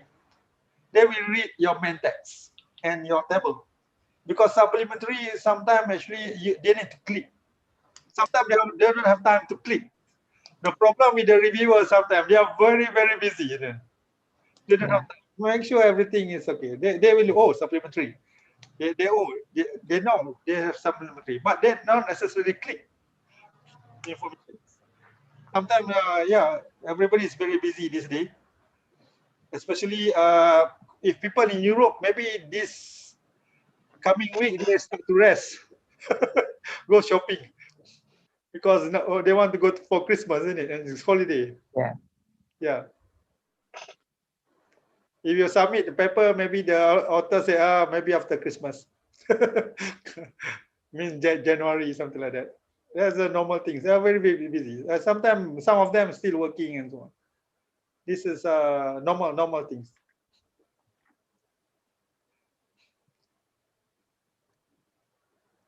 Any questions? There's a question from Bu Lilis. She asked about the QA and QC. Maybe you can share about the example of QA and QC recovery and method detection limit. Yeah, I think it's very important for us to put QA and QC in our paper. I try to do my paper. Sekejap ya. Especially paper related to analysis. Paper related to analysis.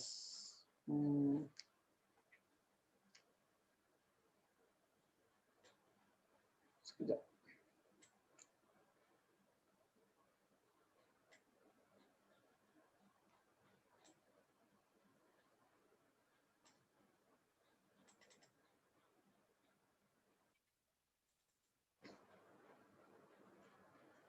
Mesti ada bahagian untuk QA QC ya.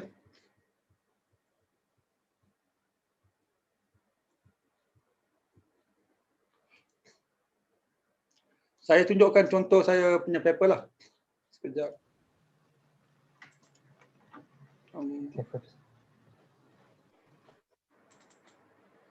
Kalau lihat di sini ya, saya punya paper ni berkenaan dengan, nampak kan?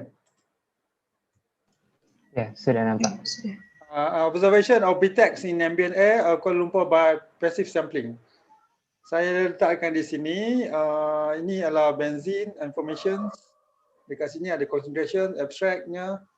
Di sini keywords, ini introduction about the VOCs, BTEX, about the sampling analysis of BTEX, objective of BTEX, sampling location tadi, and then after that materials, sampling, macam mana sampling. You can separate actually your methodology into different. Ini student saya dulu ni. Ini BTEX analysis, and after that, ini contohnya. Saya akan minta student saya untuk tulis QA and QC, multiple point calibration was prepared by using standard compound, PPB, nitrogen gas was then transferred, selected. Good correlation was found in all BTEX compound. Ni student saya ni memang dia PhD student. Ni ni kita panggil limit of detection. All sampling, this one, reset free blank, 7 replicate, standard LOD for all were found 0.0 microgram per meter cubic, except for toluene. So every single ni tadi ada dia punya method detection limit, limit of detection. Dan sini nampak recovery is this one.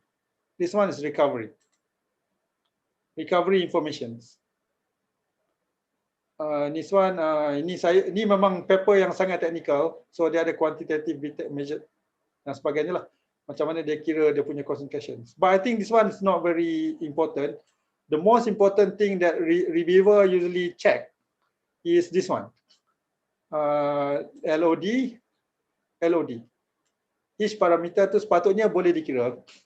Boleh dikira melalui standard deviation. You boleh Google how to calculate the method detection limit. I think it's very easy. You use the T value,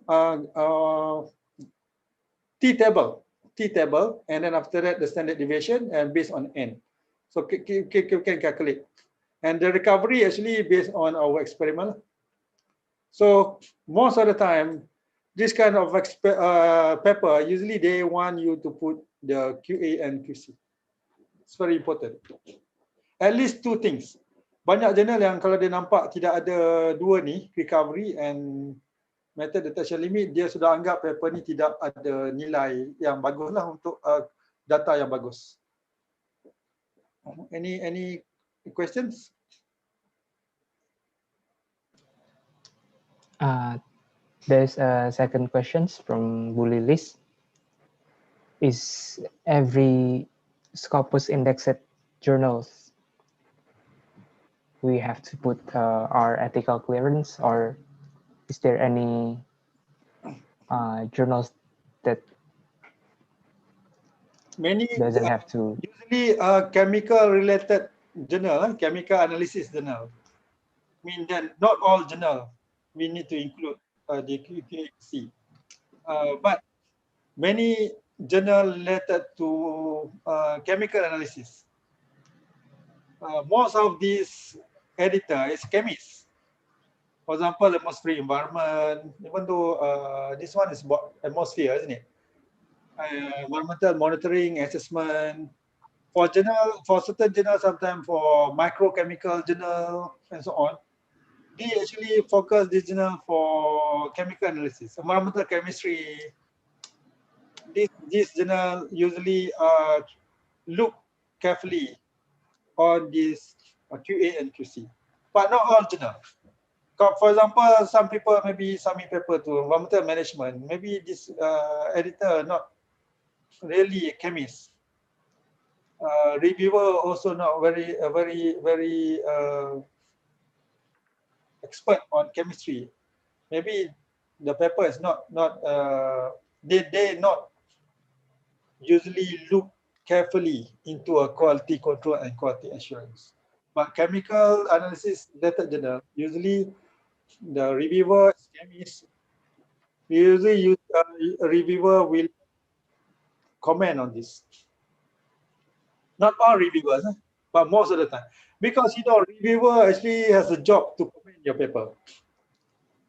They actually people editor actually appoint them to comment your paper. So that is his job or her job to comment about your paper. This is something that they usually what we call as the weakest point. Weak point that they usually look for review paper, to review a paper. Mean that they will look this point, even though they are not write many papers, but usually they will look at this quality control and quality assurance. Try your best, not necessarily. Sometimes you are lucky, people don't even comment about this. But most of the time, this is weakest link that people usually comment. Any other comment? Is there any standard for the number of recovery for just before that you show the recovery actually is about 70% and to 130%, mean that 30%. Actually, from the recovery, you can calculate back your, if you get, most of the time, if you get your recovery is about 90%, you will accept your data. Means that it's only very simple, very simple difference, isn't it? But if your data has a low recovery or higher recovery, usually you need to make corrections. Mean that your measurement only 70% based on the instrument. So you need to make a calculation back. Your data, katalah data kita dapat 1 ppm, sebenarnya alat tersebut hanya measure 0.7. So you need to calculate back all your data tadi. 0.7 is 1. Biasanya begitulah. If your data is the recovery is very low or very high, you need to calculate back your data. But if your data is 90% above, most of the researcher accept the data for publication or for presentation. If the data is a low recovery, high recovery, usually people are advised to recalculate about the data. Mean that if they get 0.7, means that the data is 1. Need to calculate based on the ratios. Macam itulah. Kalau 97, 98 selalunya researcher akan guna, dia tak ubah. Tidak mengubah data. Tapi kalau saya tengok, saya found that during the VIVA, my student, the examiner sometimes when the recovery is very low or very high, they said, do you calculate back your data? But if they found it's 90% or 97, they just accept that kind of data because the difference is so small. Itu dari segi analisis kimia lah. So the safe number is between 90% until 110%, like that. Yeah, usually that one accepted, but sometimes it's very hard to get that. Oh, People can accept between 70 to 130, no problem. Because instrument, the analysis is very, organic substance is very hard. You need to do a lot of things. Kan, extraction and so on. It's very hard. So it's very hard for you to get 90%. That you can get 70%, but you need to calculate back your data to make correction to your data.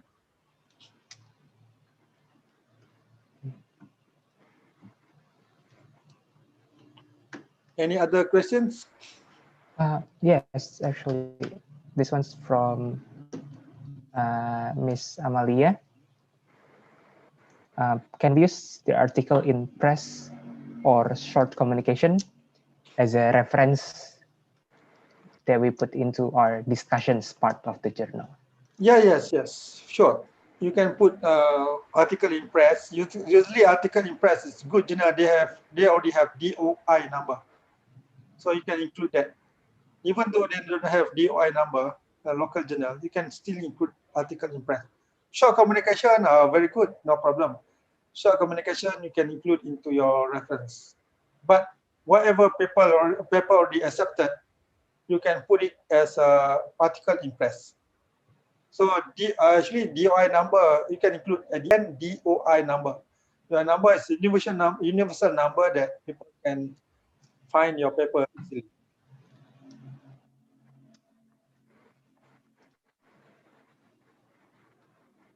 Any other comment, or maybe you want to comment about my information just now? Maybe it's not correct and so on. No problem. No. Actually, there's more questions from Bu Lilis. Yeah. Is there any year limitation if we have a field research that comes from like 1 year or 2 years before we submit the journal? Is it acceptable? I think it's okay, no problem. But usually we just mention about the date of our study, no problem. Even though sometimes it's too long, already 5, 7 years, 10 years, we just include dates. I think our information is very, very important. Show that we actually really put correct things about our paper information, correct information on our paper. For example, we need to put number of sample, date, and so on. Just include that to show our integrity. I think it's quite important for us to show our overall information in the paper. If you have certain number of data, just include that. Include the information. Let the editor or author give result from our informations. But we need to include that. Don't hide any information, even though the study already conducted several years ago. No problem. I think our sincerity is very important in terms of our information in our paper. So we need to include that information. So I think this is a good prediction, our good information from us when we include everything. It shows sincerity of our paper, because the purpose of our paper actually to distribute knowledge, to give. I think that one is if we set our mindset to give knowledge, to distribute knowledge, I think it's easy for us to disseminate or to write our paper rather than to take something from our paper. Means that it's good for us to have mindset to give information, to give knowledge, the mindset of giving rather than to take advantage of our paper. Sometimes information is not correct and so on. So it's good for us to have a mindset. Make sure our data is good, information is good. We not change our data, for example. So that one is show our sincerity and the mindset of giving rather than to take advantage from our paper, even though the paper is not correct. How about the acceptance rate if we did that paper? Acceptance rates for paper, acceptance rates, many journal actually, in many cases, many journal, if the journal is free, the percentage of acceptance not more than 30%. Most of the time. If the journal is paid journal, this one sometimes journal like Malaysiana and other journal belong to institution, belong to society, and they want people to publish, and this paid journal, they want money actually for them to run the journal for the society and so on. Usually the number of acceptance, the percentage of acceptance is quite high, but they usually also not consider any paper that's very poor writing, poor structure, poor information. But because of they actually publish this and they take they get money for this, the percentage of acceptance sometimes go into 60 to 70%. But the one that free journal means that you need to pay, and then after you don't have to pay. They actually consider their effort to find good reviewer time for the editor. Most of this editor is actually work as a voluntary as academic position, academic voluntary. They're not paid by their works. So this journal to save time, many people they usually accept only good paper, So the acceptance rate is usually below than 30%. So we need to make sure that we publish good paper, make sure we have a good information. And I want to mention that many journals don't have enough paper to publish every year. Even though they get many papers, they lack of good paper for them to publish. So they want paper. They want good paper. They want to give you chance to publish. But many papers is not a very good paper for them to publish or to give to reviewer to take this long process. And after that, that paper get rejected. When that paper get rejected, it's waste many people time, yeah, because it's time of the editor want to try to find reviewer. It's very hard to find reviewer. I'm an editor for Malaysiana and other journals. It's very hard. Many people just get rejected within minutes or within hours. I submit to them, or they just ignore. Even though a good journal, they just ignore until a certain time. The journal will alert me is auto decline. After I think after 4 days, if not the system will remind back we invite you after 2 days, last 2 days, but you don't reply. After 2 days again, the paper is already, the system already auto decline. So that means the auditor need to find back. Can you imagine if paper about benzene? I need to find people from the one that do research on benzene, isn't it? I need to find. I cannot choose my friend as a reviewer. The publisher will we have a meeting from time to time. I cannot choose my friend. Say they will complain about me. Why you always choose your friend? No, I cannot choose a friend. I need to find in purpose. Try to find the latest people who write about benzene. in industry. So I need to choose at least 2 of them, and many of them reject, just or just ignore because they're very busy. They don't even realize the email and so on. So after that, after they accepted, I need to wait for at least 2-3 weeks for them to give suggestions, and some of them just forget it or ignore it. So that also it's very hard actually to be editor, to choose people for review. That's why I suggest you to suggest reviewer. At least they give name for them to consider untuk pilih. Don't give name your friend. Don't give name people from your university. Try to give somebody who you think that the editor will choose.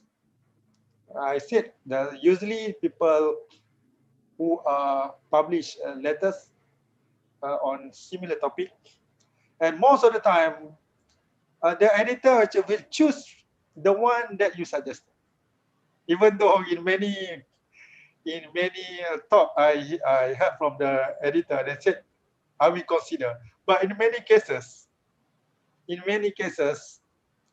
the editor actually, because they don't have many options, they will choose the one that you suggest if you suggest a correct person. Because it's very hard, very long time to take time for them to, they are very busy. Okay. Okay. So sometimes our luckiness also takes part above the publishing journals. Right? Yeah, lucky is always like let's just like we play football, isn't it? Sometimes we just kick and suddenly it's goal. No problem. Sometimes it's very hard. But don't my main point is don't give up. Try to improve and submit. Sometimes my student, I myself have 5 rejection. After that, after 7, we get a good publication. Don't reject. Just accept, comment, and try to improve your paper. Any other suggestions? Any comment? Apakah ada tanggapan Bapak Ibu dosen, teman-teman sekalian?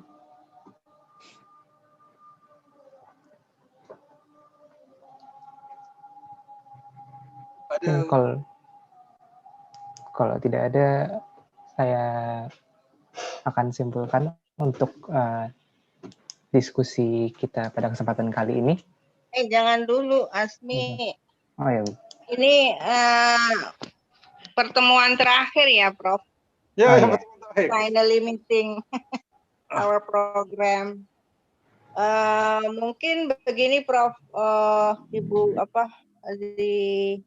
istilahnya dari awal kami diskusi sampai di ujung pertemuan, mungkin pada intinya kalau dari kami, my university is very appreciate for Professor Talib, for our student, our lecturer, and our colleagues in University of Erlangga especially. So, sangat membantu kami untuk mendevelop terkait publikasi internasional. Jadi kami sangat berterima kasih. Mungkin gini, Prof, dari awal sampai akhir pertemuan ini, mungkin bisa semacam resume begitu terkait materi Prof. Talib, boleh disampaikan apa yang intinya yang harus kami lakukan ke depan setelah ada kegiatan ini. Mungkin pesan-pesan untuk kami lecturer and our student agar ke depannya bisa berprogres lebih bagus atau lebih baik. Karena kami kan memang mengadakan acara ini untuk memperbaiki terutama di dalam target kinerja penulisan jurnal internasional khususnya Scopus. apa yang harus kami persiapkan begitu, baik untuk dosennya, lecturer maupun mahasiswa. We have to prepare about what. Nah, begitu. Mungkin bisa ngasih suggestion pada kami, advice, agar kami bisa bergerak istilahnya dengan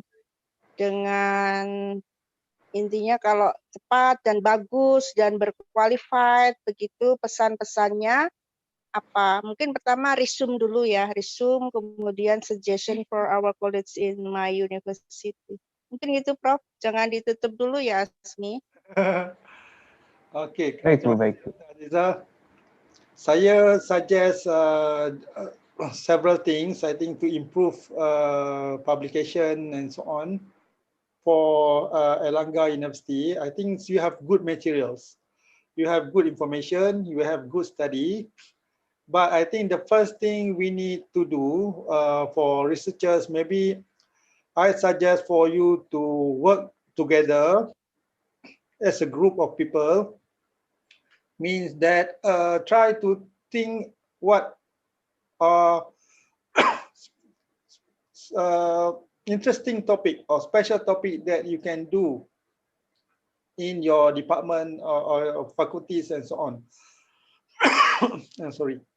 I think it's good for us. For my first keyword actually is working together and start as early as you can for your publications from your research work. Mean that try your best to make sure that every single student or group of students can publish paper at the end of their study, even though the student is still under the undergraduate level or master level, and for sure for the PhD level. So we need to work hard from the beginning. So I think if we have a good plan for our student, means that we need to work hard.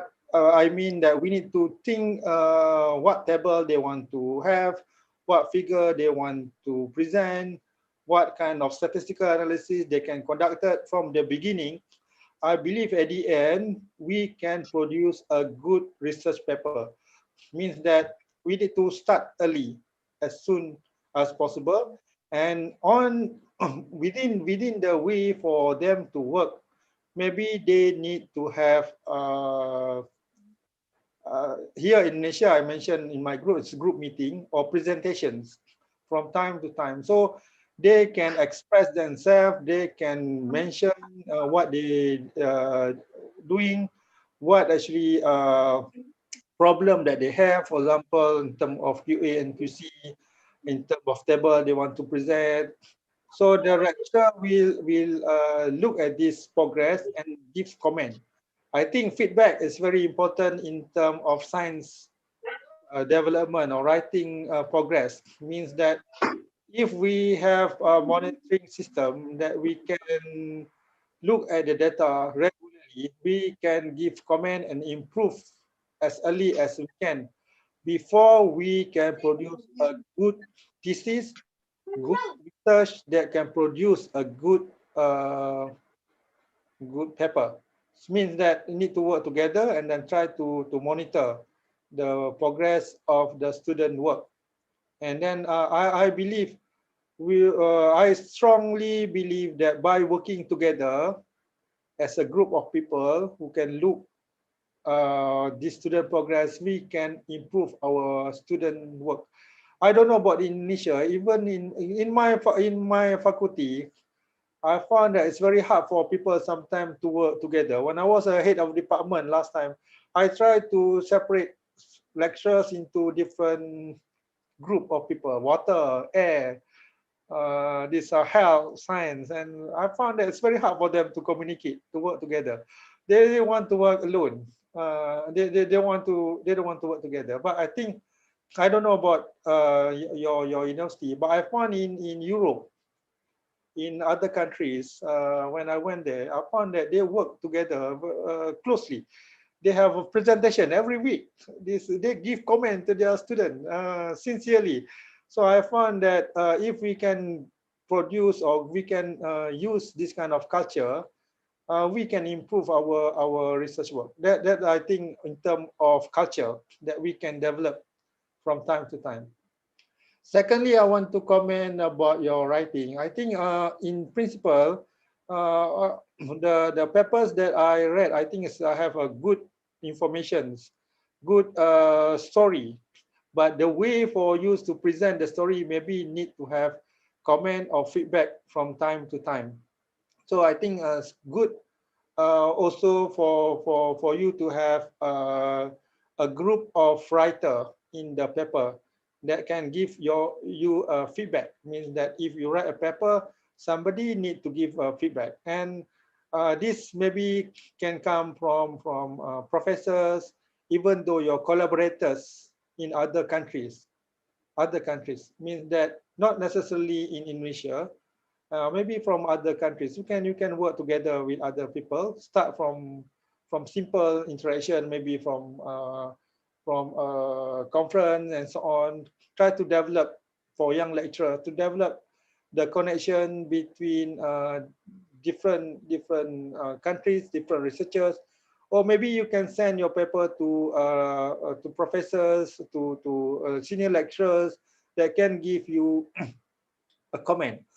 I think this mentoring system is very important. Mentor, good, great minds only need good mentor. I read this.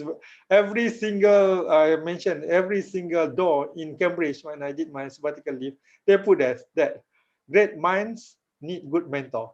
Even though you are good, you are great, you need to have good mentor that can give you feedback. So I think it's good for you to have a good mentoring system, good research group that can give you feedback when you write something. So I think the story is there. The story is there. The experiment is there. The information is there. Similar in Malaysia as well. But how you want to go up to different stage, I mean different level. That one is the thing, need to have a good mentoring system. And try your best, for me, try your best to aim high a little bit. Even though sometimes it's very hard. It takes long time. But that one is much more good in terms of the benefit rather than you submit a paper to a very simple journal. You submit next week already accepted and without any corrections.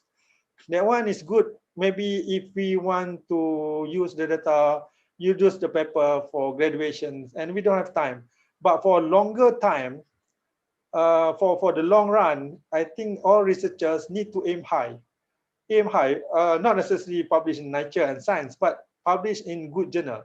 This good journal actually good give a lot of good feedback for us to improve ourselves. Maybe it takes long time, take hard time. When we get a rejection, we get a comment, I think it's quite tired for us. But in long run, this will improve our research. So I suggest for you to aim to submit paper in good journal. Good journal, at least a good paper, good research, submit in good journal. Even though sometimes maybe you want to have your local journal, your university journal. This one I think maybe can be submitted by a student or a paper with a lack of data. But for good research, you need to aim 1 or 2 journal for submission into a high impact journal. That one I think is a good good culture, good feedback that you can get from these paper submissions. And I think my frankly speaking also I think I have this kind of problem in terms of writing in English. So I suggest maybe you need to have, last time what improve our writing, we have one like advisor in our university, in our faculty, who are American lady, who help us in terms our English. Yes, we can submit our paper to proofreader. Proofreader usually not give us feedback, one-to-one feedback. if you have somebody who has a very good English in your department, they can mentor your lecturer and your student on how to improve your sentence, to improve your flow of information based on English language. I am quite lucky last time because I know one lady. Actually, she was hired by my faculty and then stay in UKM.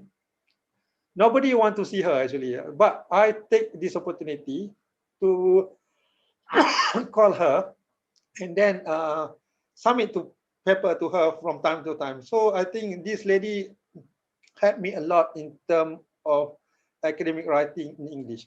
I am afraid that some of your paper actually is a direct translation from Indonesian language to English language. Even though the paper has a good sentence, no grammatical error in Grammarly and so on, but the meaning is very hard for the English speaker to understand. So if you have friend, for example, English speaker that you can appoint as a proofreader, that one is good. I have several friends actually from UK. Last time actually in UK, even though you have PhD, it's very hard for you to get job. I actually suggest one of my good friend, my lab mate actually, why don't you become a proofreader? I just mentioned like that. I can submit a paper to you. He said, is it? And then now it's very famous. Dr. Rose Norman become a proofreader.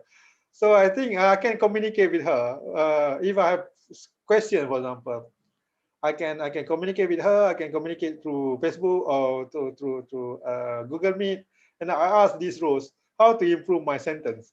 What he or she understood of my writing in terms of her expertise, means that we can improve by that if we can communicate.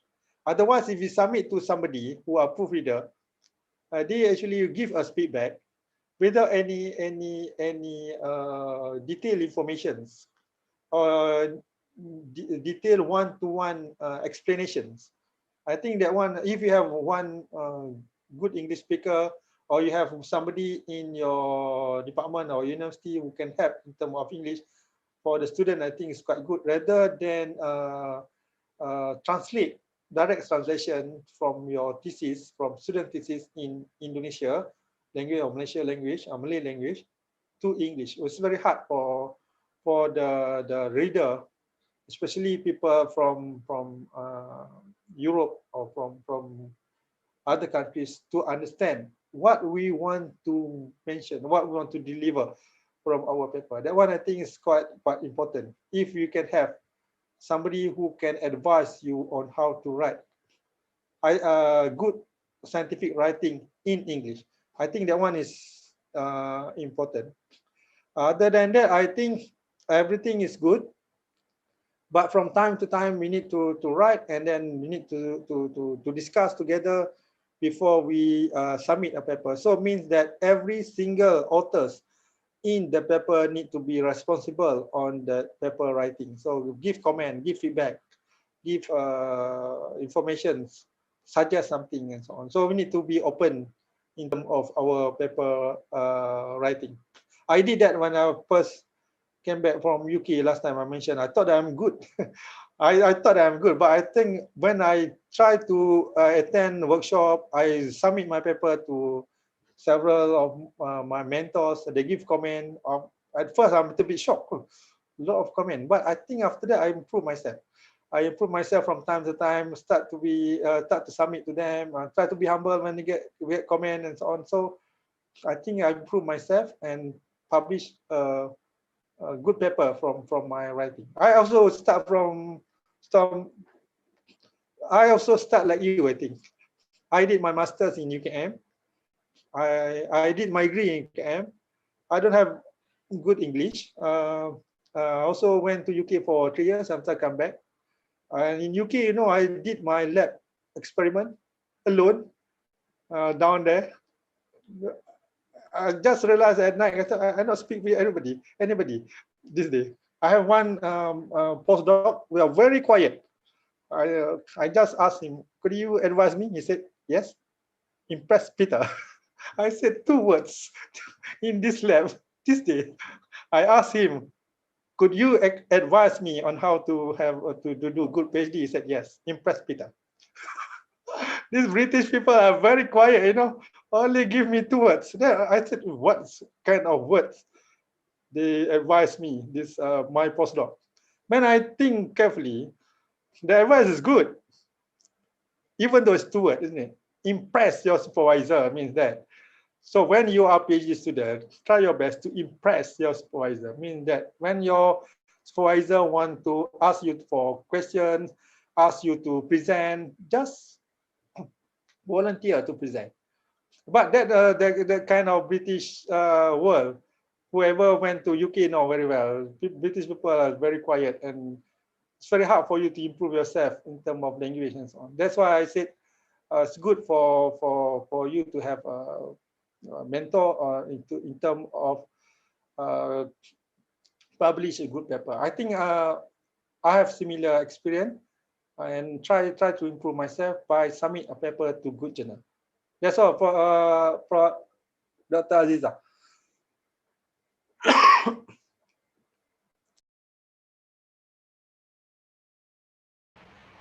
Ya, thank you so much, Prof. Khalif. Mungkin kami akan sebentar ini saya pakai double ini. Insya Allah nanti kami akan mencoba memulai. We used to be teamwork in our university, especially of Department of Environmental Health. Maybe every week we have to meet with our student, maybe with our colleagues for teamwork, prepare for paper for publication in the national journal. Mungkin Bu Retno sama Bu Lilis bisa nambahin karena ini kan detik-detik terakhir kayaknya kok berat mau pisah ya, Prof. Saya sentiasa boleh dihubungi, Dr. Aziza. Boleh. You can submit paper. Kok terasa berat mau melepas begitu. Semoga Bu Lilis. Ya, terima kasih Bu Aziza. Ini tadi kan sudah agak lega karena Prof. Talib masih bisa dihubungi kapanpun ya, Prof ya. Ya, ya. Acara sudah selesai ya. Saya gembira untuk siapa hubungi saya untuk tunjuk paper dan sebagainya, untuk komen dan sebagainya. I don't mention, saya tak nak beritahu lepas ni jangan hubungi saya, tidak. Saya sentiasa open dan ingin membantu siapa-siapa researchers untuk sama-sama perbaiki dia punya paper dan sebagainya. Ya, alhamdulillah. Terima kasih banyak Prof. Talib. Ya, ya. Ya, insya Allah kami mau mau membangun sistem begitu ya, Prof. Sistem itu harus terbangun dulu di dalam unit kerja kami begitu. Jadi itu yang harus kami lakukan ya.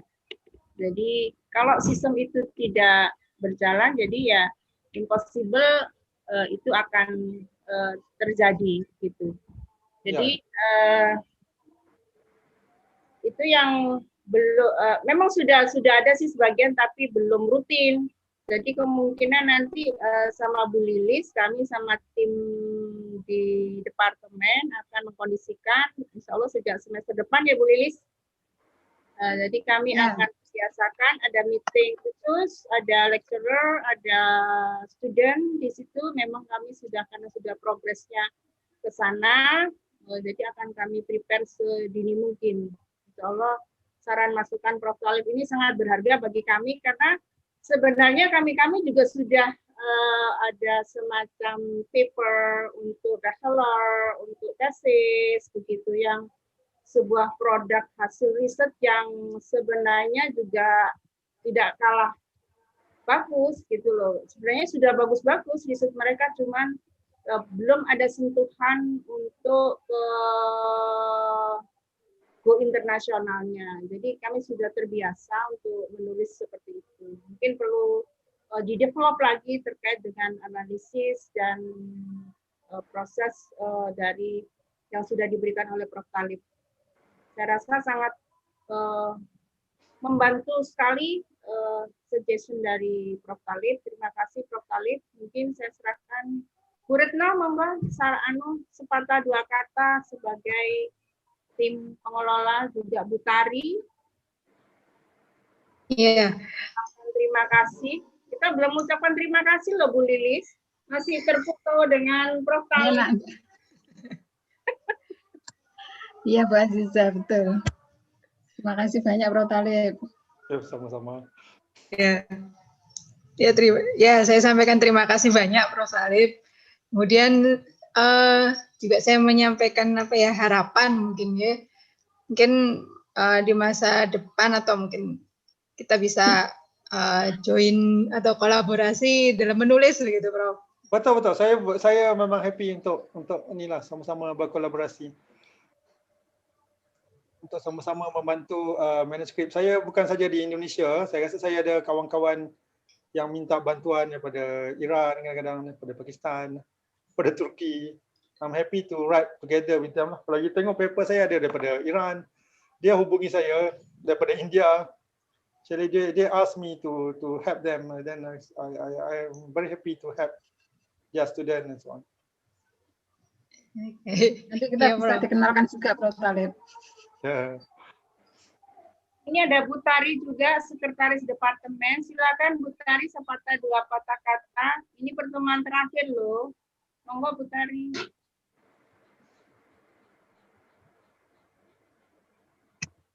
Masih mute Bu Tari. Masih mute Bu Tari. Masih mute. Iya. Terima kasih Bu Aziza. Ya. Thank you, Prof. Talib, for your time and for your review to our draft. I'm very impressed to you, and because you're very welcome to us to help to review our manuscript. Yeah, and I also have the same wish with other colleague in here. We hope someday we can we have a collaboration in order to improve our manuscript together. Yeah. Inshallah, we will meet again, and also in the next semester maybe. Yeah. Thank you, Prof. Talib. Thank you so much, very much. Yeah. If you come to Malaysia, please come to our campus as well, because our campus is very near to the airport. Okay, siap. UKM and UKM is very near to, not too far. Yeah. KIA. Thank you, Prof. Talib. Selanjutnya dengan Bu Kori, ini dosen kami juga, cuma lagi sekolah S3 di UI, Prof. Yang sudah submit. Silakan Bu Kori, sepatah dua kata. Ya, terima kasih Bu Aziza. Terima kasih Prof. Talib. Akhirnya bisa jumpa lagi. Tadinya maunya jumpanya di Indonesia ya Prof, tapi kita via online dulu ini. Sudah dari tahun lalu sudah sempat discuss dengan Prof. Talib terkait dengan paper ya Prof, tapi baru tahun ini kita bisa kolaborasi. Terima kasih Prof for your guiding, for your review to my paper. Mudah-mudahan ini bisa paper yang ini bisa lolos ya Prof. Insyaallah. Next year mungkin maybe we can collaboration with maybe some research collaboration. Yeah, I welcome. Because we have the same interest, I think. For my dissertation also I took the VOC. Yeah. Yeah, maybe for the next year, I don't know. Maybe department can bisa collaboration lagi lah untuk next year. Sekali lagi terima kasih Prof. Talib. Mudah-mudahan tahun depan bisa jumpa tidak via online lagi. Terima kasih Bu Aziza. Terima kasih Prof. Terima kasih Bu Kofi. Kemudian Bu Lia. Ini yang kita punya jurnal juga, Prof. Permisi ya, Prof. Talib. Kami punya jurnal yang namanya Jurnal Kesehatan Lingkungan. Itu ya Bu Lilis ya, JKL ya. Dengan level Sinta 2 nasional. Kalau Sinta 1 itu sudah high grade, sudah yang tertinggi, level 1. Jadi alhamdulillah jurnal kita level 2, jurnal Sinta 2 istilahnya kalau di Indonesia. Kalau level internasional mungkin ya sekelas Scopus I2 begitu. Kalau fokus, tapi karena ini nasional Sinta 2 begitu, Prof. Nah, kami berharap begini, Prof, karena kami ingin mendevelop jurnal kami. Kalau bisa nanti mahasiswanya Prof Talib bisa memasukkan artikel, mungkin kita join publikasi begitu, kita menulis dengan mahasiswanya Prof Talib, bisa dimasukkan di jurnal kami, Prof. Itu salah satu untuk mensupport jurnal kami biar untuk go internasional. Arahnya ke sana. Kira-kira dimungkinkankah, Prof? Silakan Bu Lia untuk menginformasikan terkait jurnal kesehatan lingkungan, sekaligus nanti kita bisa berkolaborasi dengan mahasiswanya Prof Talib, baik di level bachelor ataupun level master, Prof. Silakan Bu Lia, ini yang pengelola jurnalnya, Prof. Terima kasih Bu Aziza. Harusnya ini Pak Adit, Bu. Kalau saya enggak terlalu begini. Ya, terima kasih Prof Talib sudah membersamai kami mereview artikel-artikel kami. Ini untuk jurnal kesehatan lingkungan, kami sudah terakreditasi Sinta 2. DOAJ juga sudah, terus kemudian bulan November kemarin kami submit ACI, ASEAN Citation Index. Ya, nah ini target tahun 2022 ya, ini kami targetnya mendaftar Scopus begitu, Prof. Jadi kami membutuhkan beberapa artikel ya, mungkin yang dikatakan Bu Azia tadi benar, kami membutuhkan beberapa artikel yang dari luar negeri begitu, Prof. Mungkin nanti kita bisa saling bertukar artikel begitu. Insya Allah boleh. Ya, alhamdulillah. Gitu aja sih. Terus kemudian kalau misalnya Prof Talib berkenan juga bisa kami sangat senang sekali bila Prof Talib bisa menjadi reviewer di jurnal kami. Boleh. Ya, siap. Terima kasih Prof. Ya Bu Aziza, mungkin ada tambahan dari Bu Lilis, Bu Pipit ini juga mantan pengelola jurnal toh. Ya, mungkin bergulir ke Ketua HIMA, Prof. Di Master of Environmental Health, kita punya yang namanya Ketua Himpunan Mahasiswa Kesehatan Lingkungan S2 Kesling dengan Alhamdani. Silakan Alhamdani, sepatah dua kata kesan dan pesannya. Iya Bu, saya ucapkan terima kasih kepada Prof Talib yang telah membantu kami khususnya S2 Kesling 2019 untuk memberikan masukan terhadap artikel-artikel kami. Semoga apa yang menjadi masukan itu menjadi bahan perbaikan untuk kami ke depannya dan artikel kami bisa publish, Prof. Ya, insya Allah. Dengan berakhirnya kegiatan ini mungkin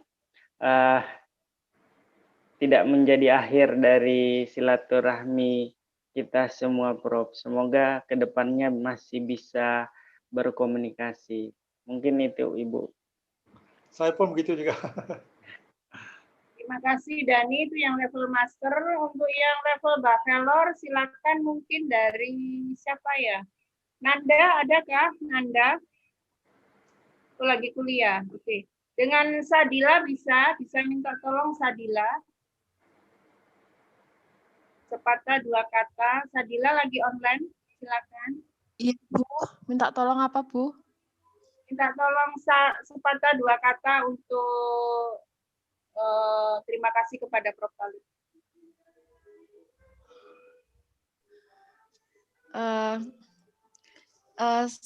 Saya mewakili dari mahasiswa S1 Kesehatan Lingkungan, saya mengucapkan terima kasih banyak atas bimbingannya kepada Prof. Thalib. Selama ini telah dibimbing dalam pengerjaan jurnal, baik bagaimana cara mencari ide dalam mengerjakan jurnal, lalu membimbing bagaimana cara membuat jurnal yang baik dan benar. Saya benar-benar berterima kasih banyak atas bimbingannya, Prof. Thalib. Sama-sama. Ya, itu dari teman-teman kami. Kembali ke Ketua Departemen. Silakan Bu Lilis. Ya, saya rasa sudah cukup ya Bu Aziza ya. Jadi mungkin kalau misalkan gini, kalau 3 jurnalnya yang diwajibkan oleh Universitas Erlangga untuk Prof. Thalib itu tadi sebagai bentuk kerjasama sehingga bisa terpenuhi, setidaknya adalah LOA-nya pada akhir Desember ini ya, kayaknya Bu Aziza ya.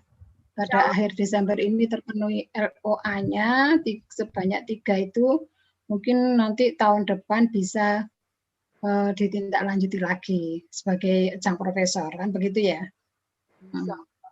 Kalau bisa terpenuhi, Prof, yang 3 tersebut.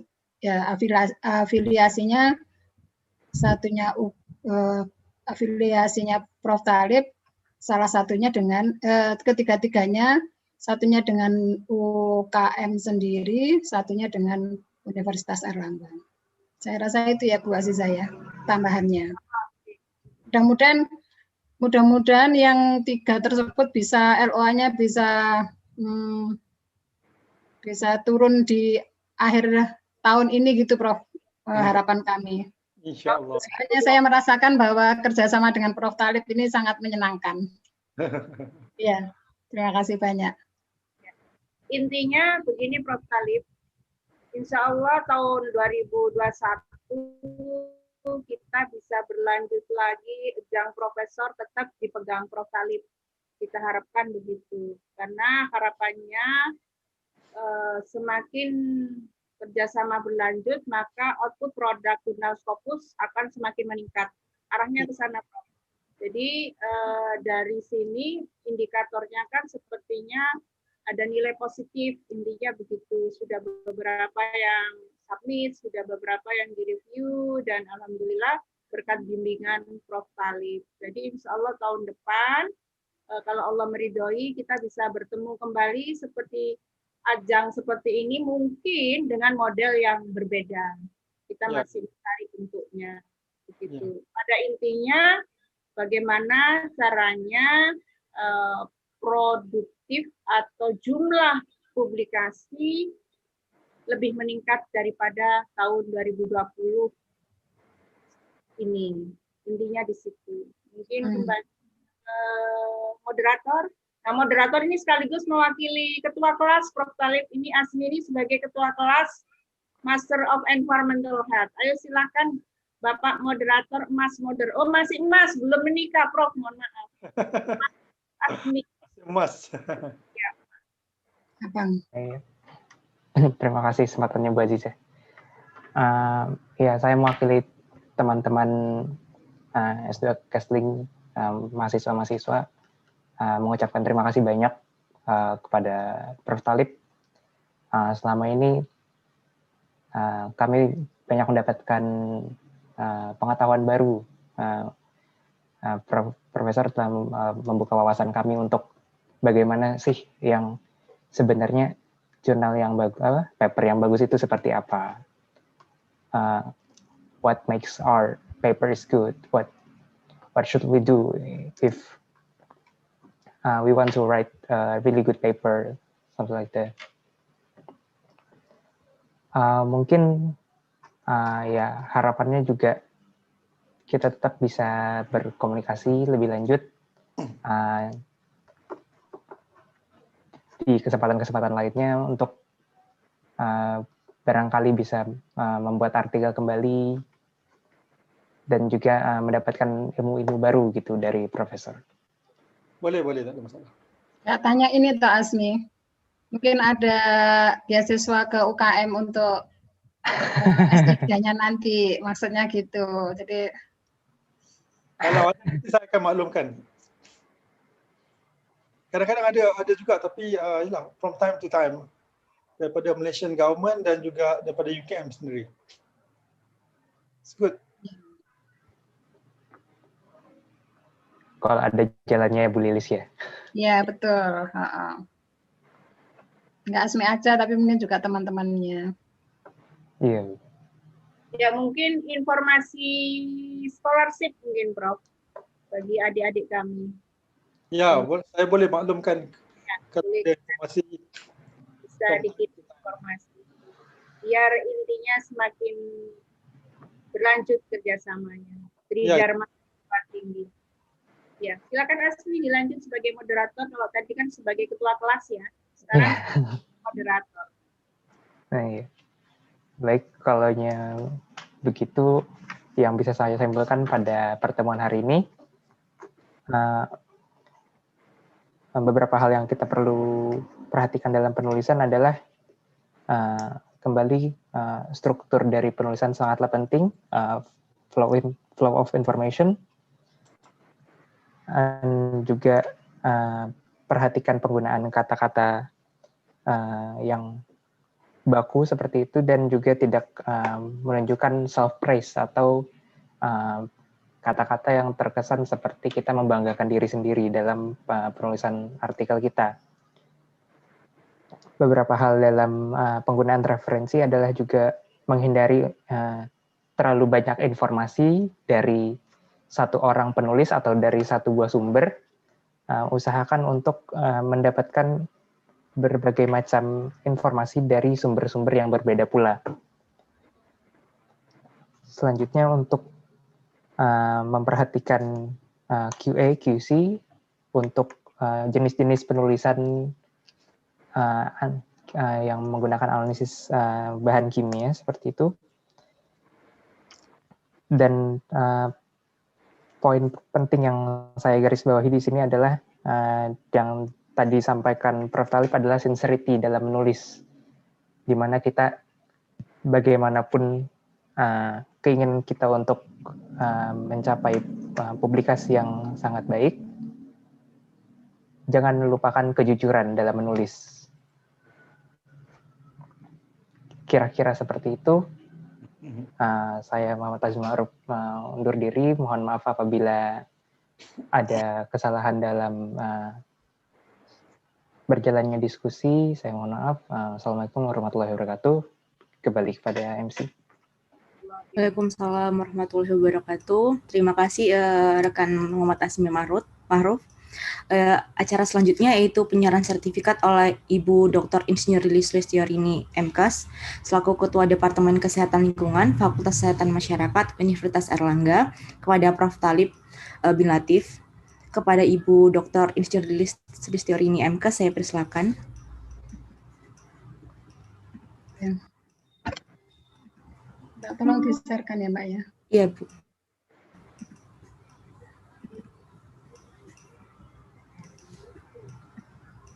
Ya, terima kasih Prof. Talib. Ini saya hantarkan sertifikat pertemuan ke-14 ya dari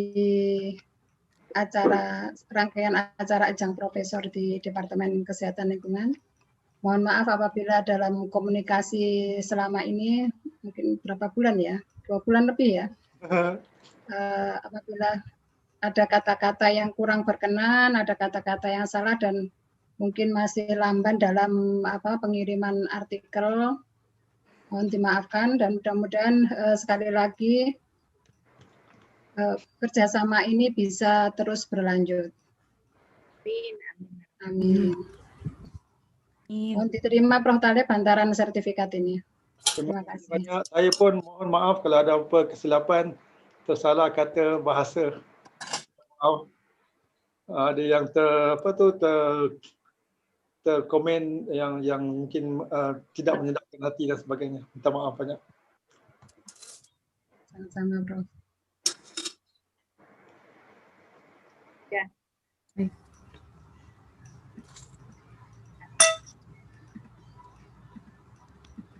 Terima kasih kepada Ibu Dr. Insinyur Lilis Lestiorini MKes atas penyerahan sertifikatnya. Acara selanjutnya yaitu penutupan dan pembacaan doa. Pembacaan doa akan dipimpin oleh rekan saya Ahmed Ayatullah SKM. Kepada rekan saya Ahmed Ayatullah SKM, kami persilakan. Baik, terima kasih. Assalamualaikum warahmatullahi wabarakatuh. Waalaikumsalam warahmatullahi wabarakatuh. Mari kita tundukkan kepala sejenak, seraya memohon ampunan kepada Allah Subhanahu wa Ta'ala, dan semoga apa yang kita lakukan pada hari ini bisa bermanfaat buat kita semua. Kita tutup kegiatan hari ini dengan hamdalah dan doa kafaratul majelis. Alhamdulillahirabbil alamin. Bismillahirrahmanirrahim. Subhanakallahumma wa bihamdik asyhadu an la ilaha illa anta astaghfiruka wa atubu ilaik. Amin. Amin. Terima kasih kepada Ahmed Ayatullah SKM. Alhamdulillah kita telah sampai di penghujung acara. Terima kasih kepada narasumber serta moderator dan para peserta yang telah menyimak acara dari awal hingga akhir. Semoga ilmu yang didapat hari ini berguna dan dapat kita aplikasikan. Kepada panitia dan narasumber, sebelum acara ditutup, mari kita sesi foto bersama terlebih dahulu. Dimohon kepada peserta dan narasumber dan dosen juga untuk mengambil posisi. Mungkin bisa teman-teman di-on-kan dulu videonya.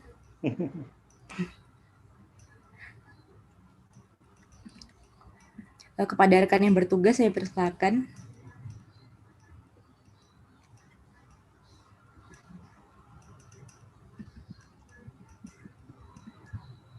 Sudah mungkin ya?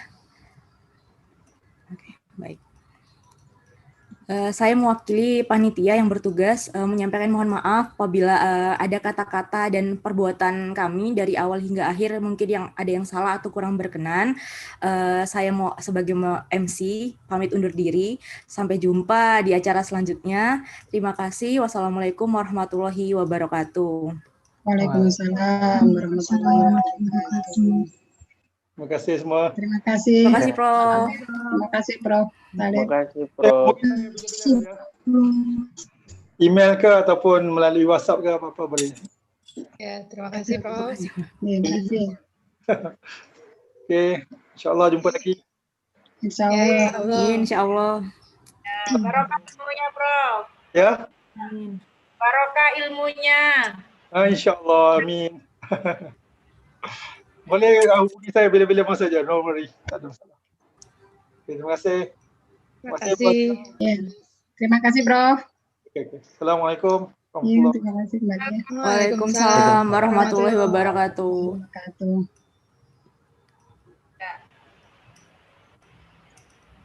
Yes, ya, terima kasih banyak ya. Ya, terima kasih. Mbak, Mas yang telah membantu kita dari awal sampai akhir. Ya, sangat bermanfaat, sangat mendukung ini ya.